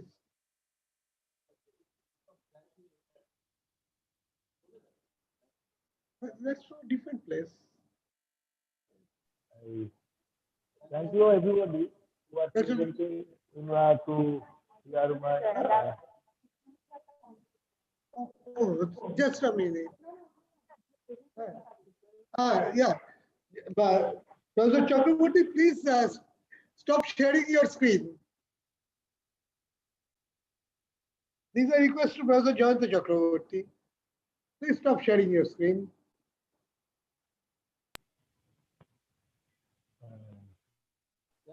Thank you, our chairman, Dr. Professor Bhaskar, is a good friend of mine, and all the persons present, that Ashik, Das, Kumar Mohan, I know them. Everybody, everybody, I know them. When I was as a sectional president of Indian Science Congress 2018. So now, after my retirement, I'm doing some work. Actually, I am also I am showing some slides and minimal slides to tell about the what is the now the constraint we are facing. Lot of persons from the solid waste like they are generated in our town or municipality and industrial. But I am concerned about only municipal. I will show you the slide. Then I can tell it all of you. Yes, now the solid waste, we are always thinking the solid waste should be only material of throwing. No, we will not. On hospitals also. Dr. Dr. Vishwas, your voice is a bit low. Your voice is a bit low. Can you speak a bit loudly, little bit? Actually, you are not hearing me, na? That's correct. Now it is much better. Much better. Okay, Dr. Rashid Das already converting this plastic waste for the EPD. So I am thinking solid waste may be converted to the waste for the society. This is my topic. Solid waste may be converted to waste for the society. We are not your voice sometimes going down. It's not audible. Not audible. Sometimes is okay and sometimes is going down very low. No, that means sine curve is following. Sine curve. I'm telling you sine curve. I'm trying.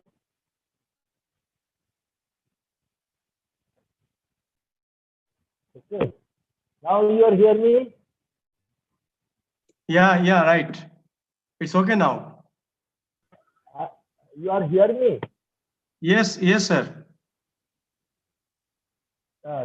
Next. Please go ahead. It's okay now.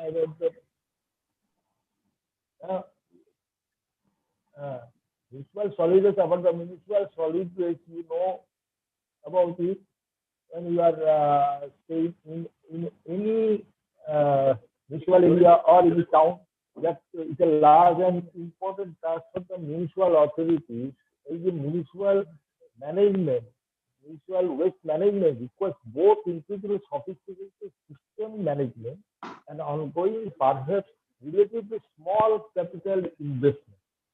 We are not for the solid waste management. We are not spending so much of money, but we are spending some improvements for compactor machine, everything. But it is not working properly. Anyway, I am talking about this how to convert this solid waste for our purpose, for our activity, for our as a wealth. As a wealth, we are converting. Waste may or may not contain any proportional and final product, but may contain impurities, mainly present in the raw materials, and recovery of the same may be uneconomical in the industrial process. This is the quantity of the solid waste depends upon the food habits, standard of living. Everything is the degree of commercial industrial activity. Includes waste generated in the residential and commercial areas, whereas waste from the industrial and agricultural operation are separately considered here. Characteristics of solid waste, again, composition of to ascertain any specific treatment, biomedical and industrial toxic, and infection hazardous. We are not including here. So we are thinking that solid waste should be future increased quantity based on population growth, changing the socio-economic condition, including industrialization.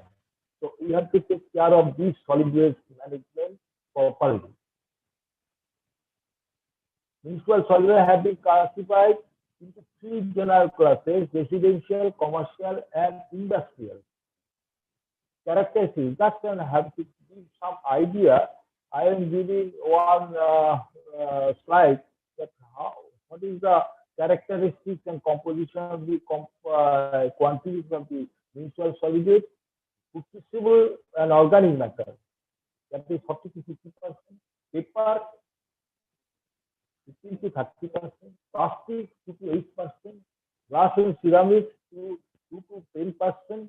Metal, 2% to 5%. Textile, 2 to 5%. And inert material, 30% also. Moisture content, it is a regular routine data. What we work during my stay in Miri.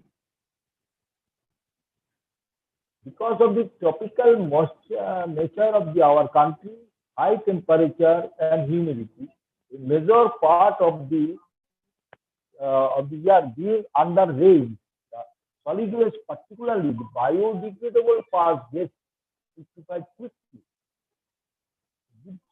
rise to odor nuisance. Because of high moisture content in our material, the calorific value is very poor. So, as a result, accepting biomedical waste incineration is a far cry. Urban land is scarce and very expensive. Very few local bodies have sufficient dedicated land for the scientific disposal of the solid waste. They are throwing here and there on the road. I have a lot of pictures, but I am not showing here because we are doing some work on behalf of the pollution control board. They are throwing the solid waste materials in the roads also. This is just a scenario how solid waste is dumping. There are many accepted methods of scientific methods of the solid waste disposal. Not all the pragmatic from large volume of waste, but a combination of few methods may be adopted to find out a way. Waste is very often termed as wealth, and its scavengers are our people who are taking care of this, scavenging the real waste from this our dumping solid waste. And because the same thing is for the plastic also. Plastic is here, scavengers are also working on the plastic collection, but not in the methodology of collection. Systematic collection is not there. So, so there is a lot of problems coming from this throwing of this plastic waste here and there in the roads, not only in the roads, in the land, not only in the land, but also in the ponds everywhere. Anyway, now we are thinking of this wealth, and not only disposable volume is reduced, land requirement comes down, and some employment can be generated in the unorganized and informal sector. Despite of all our efforts, the three golden R's, reduce, recycling, and use, have been reduced, recycling, and reuse have not come up to the desired level. Segregation at the source of generation, which dictates the mode of disposal to be adopted, has to make it little. Effective technologies. There are so many technologies for the treatment of the municipal waste, but we are thinking. Ultimately, I will show. We'll go to some of the eco-friendly methodology that I will tell. First of all, pyrolysis is one of the methods, incineration and gasification of the efficient technique of thermal conversion of waste which is converted to energy without any pollution. Then incineration is a waste. It depends upon again the availability of the the character, whether the data is available in the characteristic analysis of the solid waste, that calorific value is less. So incineration is not viable. Though it is a waste burning technology, especially by engineered machines called incinerator. It's not a simple burning process. Generally, the combustion of the procedure is followed in this incineration process. Incineration are considered to be the cause of air pollution. This is not viable option. What I told tell just now, this is not a viable option for the waste management, and because the calorific value is not much more.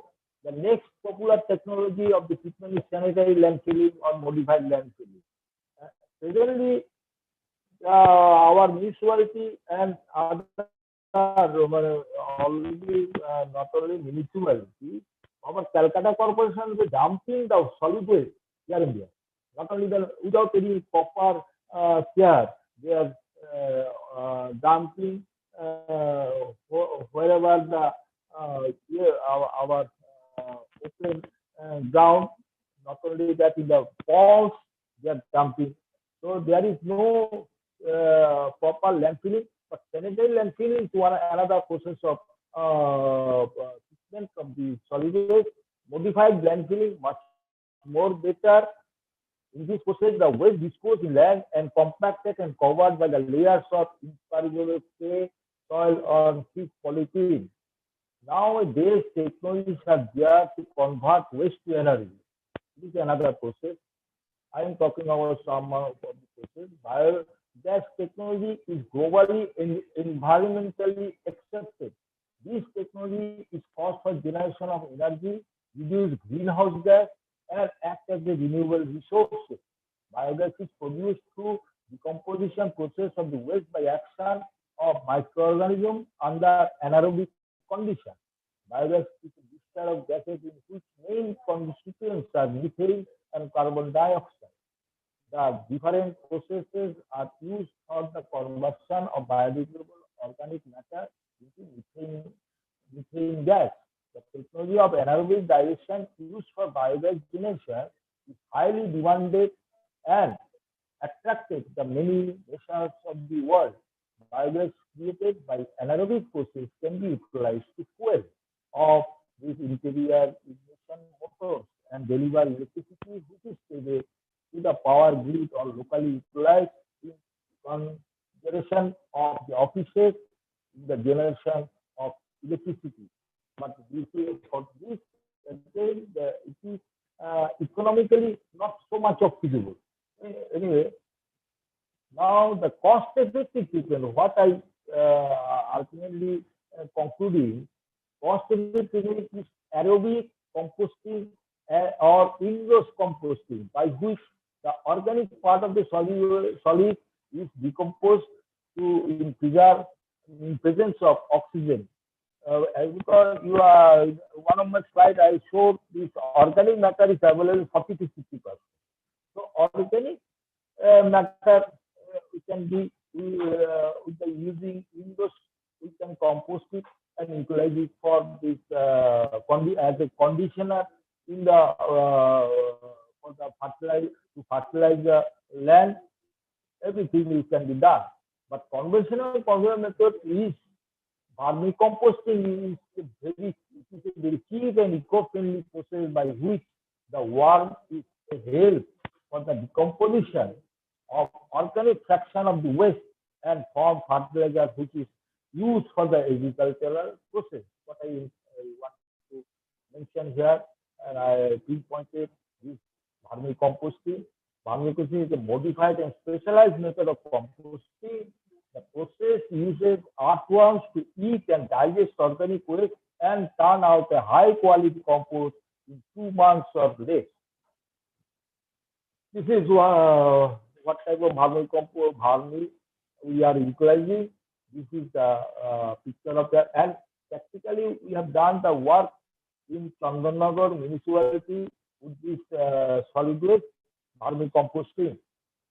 The various steps undertaken during vermicomposting are as follows: segregation, what we can do in our house, but we are not doing. We are not properly not doing anything for which we are suffering. Segregation of biodegradable is done from concrete yard. Water along with the cow dung is sprayed over the windows to maintain sufficient moisture as well as to remove the bad odor. So one picture is waste to ready for the transfer to the vermi pit, another is vermicomposting pit. With all these options, out of this ever option, vermicompost is the most preferred methodology for not only urban waste but also rural solid waste management. This is my conclusion, and because that means it is a wealth to our society. Yeah, thank you for my actually sharing me. Any question you can.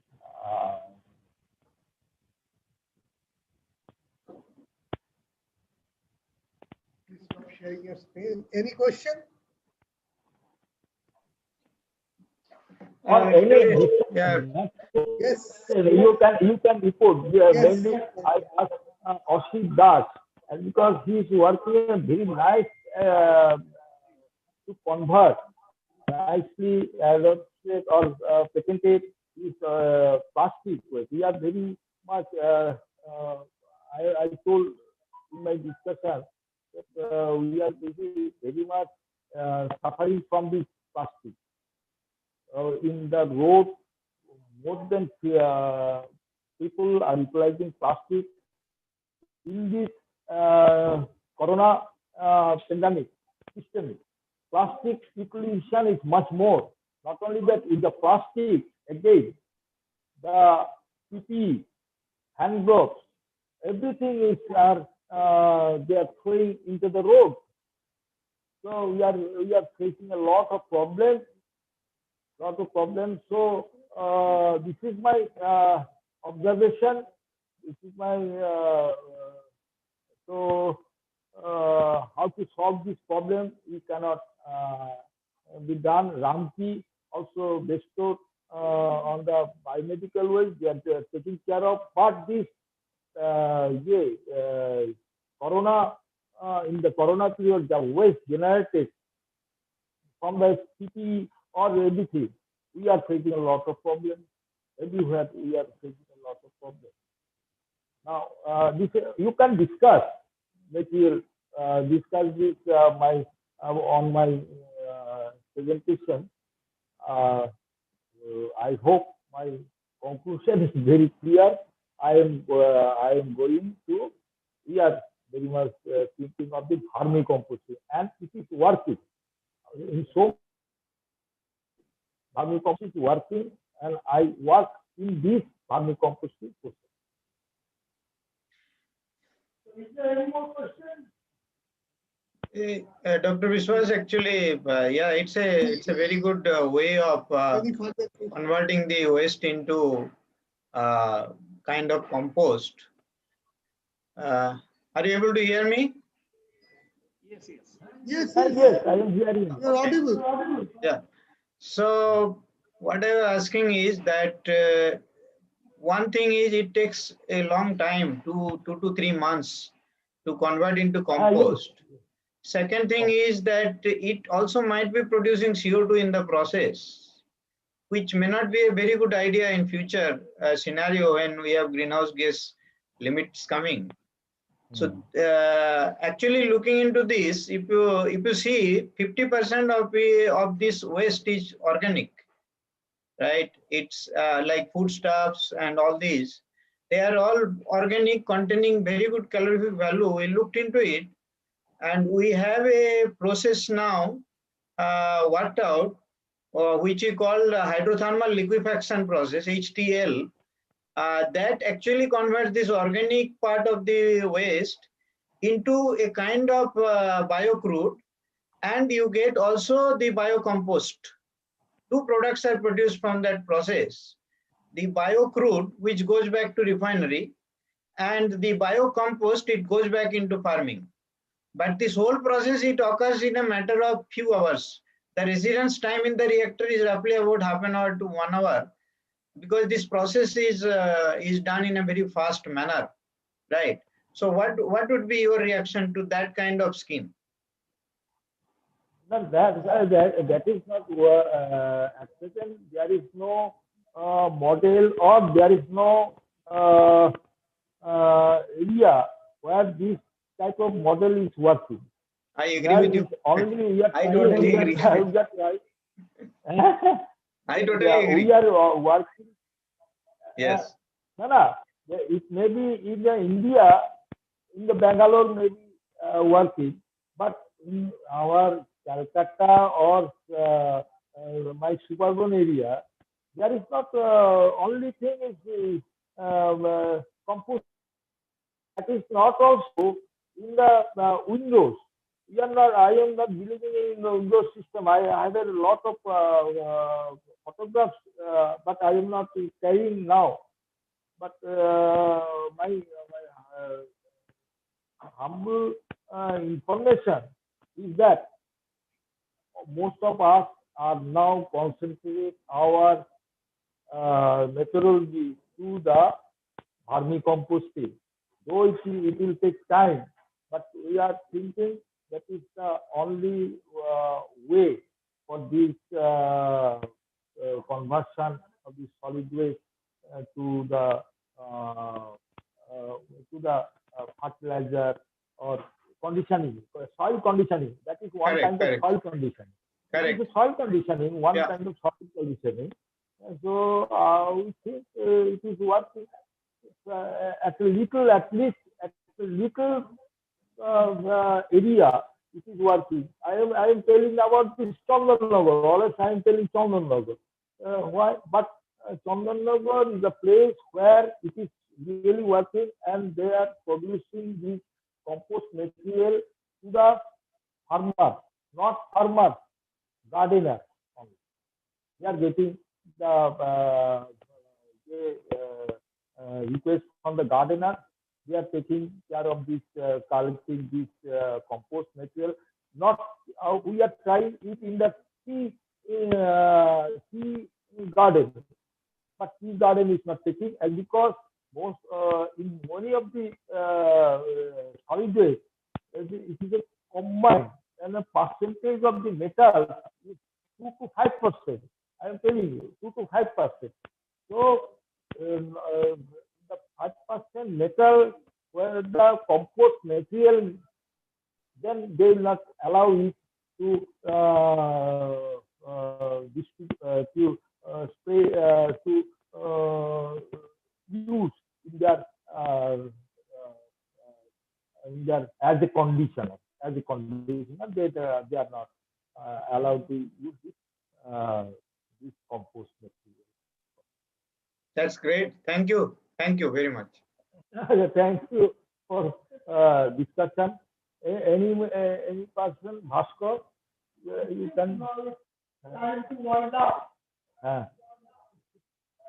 We had generated lots of interest, and that's the success of this type of thing. I have to say that we are coming to the end of today's business, not only this session. Anything else, Vrunda? Okay. But before that, it's my it's my very pleasant responsibility to offer thanks, to offer vote of thanks to all those who helped us in transaction of this business, today's business, as usual, today's business so nicely. First of all, I must start with thanking Mrs. Kakali Shen Sharma for her wonderful rendition of the opening song. And thereafter, I must say that we have heard the voice, we have heard from so many luminaries. Amongst them, we had Professor Chiranjeev Bhattacharya, Pro-Vice Chancellor of Jadavpur University, who gave us a very well-thought presentation. Professor Shoikat Moitro, again Vice Chancellor of Maulana Abul Kalam Azad University of Technology. Again, he gave us some matter of thought, true matter of thought. Also, we had eminent persons from the industry, like Mr. Shanoj Chattopadhyay, President of Mark Manufacturing Division, and I think Mr. Pradeep Sen Sharma, team leader of Abu Dhabi Marine Operating Company. Thanks to all of them for their excellent presentations. Also thanks are due to Mr. V. Krishnamurthy, Director of Neolit Kolkata, who not only was present to talk about their efforts in this direction today here, but also who helped us immensely by providing lots of logistic support. And of that, I must mention the name of Dr. Novarun Bhattacharya, the head and senior director of CDAC, Center for Development of Advanced Computing, Kolkata. Novarun is like my younger brother, and I was quite impressed by the way they are working towards a sustainable towards sustainable development, towards a sustainable world. Also, we had amongst us, apart from them, Professor Jayanta Chakraborty, another eminent academician who showed us the way academicians really need to interact with industry, the way innovations should move. And Dr. Arun Kanti Biswas, I already said quite a lot about him. And of course, I have to, it's my very, very pleasant to thank all of them. Professor Chakraborty and Dr. Biswas. If I've forgotten the name of anyone else, please pardon me, but I simply cannot forget,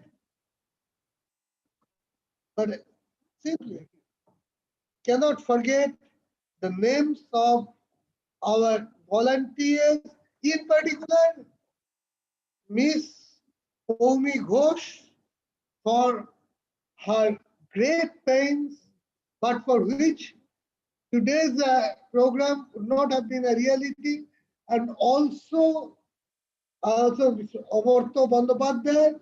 I'd like to call both of them, Pomi and Amartya. Pomi is, as you like. If you want to come here, you come here. Amartya is my research scholar, and Pomi was rather student of Vivekananda ji. Yes, I want to have yes, and Pomi is extremely active in VM. As you already heard from Vivekananda ji, she looks after almost all of VM's work. But where is she? Please show up. Yes. Please show your face. Good. So you have all seen him. Now, I think my task is ending here. So I am handing over the microphone to Professor Dr. Swami Vivekananda ji to make a few announcements for further continuation of the conference. Here are certain few announcements. First of all, tomorrow's program will start at 11 o'clock in the morning. It would be the first would be the keynote and plenary session. We have several able speakers. Dr. Devolina Shengupta, Associate Director, Texas A&M University, USA. Dr. Y. Jain Singh, Director, NILIT, Guwahati. Dr. S. Venkat Mohan, Senior Principal Scientist, CSIR IICT, and he is also the SS Bhatnagar Awardee, working in IICT Hyderabad, Government of India. Dr. P.P. Chakraborty, Senior Principal Scientist and a great scientist, I can say, He is one of the inventor of this rice bran oil commercialization. So IICT Hyderabad Government of India. This followed would be there would be the technical session that would be chaired by Dr. P.P. Chakraborty. There would be invited lecture by Dr. S.K. Das of University of Calcutta, Dr. Dipanjali Majumdar, scientist CSIR NIRI, Mr. Ashanindu Mondal, and Mr. Angshuman Mahato of Agilent Maneswar. This will be followed by a technical session by the students that would be chaired by Professor Arunabha Majumdar, former director, All India Institute of Hygiene and Public Health, Government of India, and Vice President of our Vivekananda Institute, and coordinated by Professor Obhuday Mollik, Chemical Engineering, Heritage Institute of Technology. There would be around 12 speakers in the session, starting from Ms. Shravani Thakur. From there would be the varieties discipline, starting from medical to engineering, I mean different disciplines. The students will speak. So that is tomorrow's program. I will send a new link for the tomorrow's program. Actually, today, what happened is when we left the meeting, actually the meeting we scheduled up to the 22nd, but that is why the main link expired, and that was a problem for joining. So today evening, again we will generate the new link and send to all the registered participants and the invited people. Please see in your mail or in the WhatsApp. And on 22nd November, tomorrow's program would be from Vivekananda Institute of Environment Management, Salt Lake, Kolkata. And 22nd November, the venue would be the auditorium of Belud Sramojibi Hospital, the Belud Sramojibi Pathshala. That session, that is basically a philanthropic session, that is a true hybrid session. I mean, people will be doing their physical session, and some of us and also the participants like all of us, I mean the registered participants and the invited speakers. So many of them will join using the virtual mode. That would be chaired by Professor Malayendu Shaha, Chairman, West Bengal Joint Entrance Board. And there would be a good program, even the program by tribal students of the Sramojibi Hospital. And there would be the lecture by Dr. Anil Shaha, who will discuss their new projects. And then followed by some felicitation and distribution of apparels to the Belud Sramojibi Pathshala people. Pathshala people means the hospital healthcare workers. So that day around 100 such things would be distributed. The total number would be 350. So I request all of you to join the session, to enthusiast those volunteers, COVID volunteers, those are working. It will be starting from 2 p.m. on 22nd November. So please try to join this program. Okay. So thank you very much. Thank you for all the support I got from everywhere. The support and commitments, whatever I got for Thakur's work. So thank you very much. Thank you, Swamiji. Thank you very much. Yes, yes. So let me end the session, I hope. Thanks. Bye-bye. Bye-bye, Jayanto. Bye-bye, Shukumar. Thank you, Maharaj.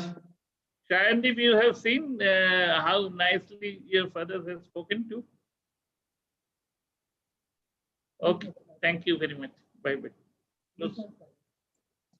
Projection.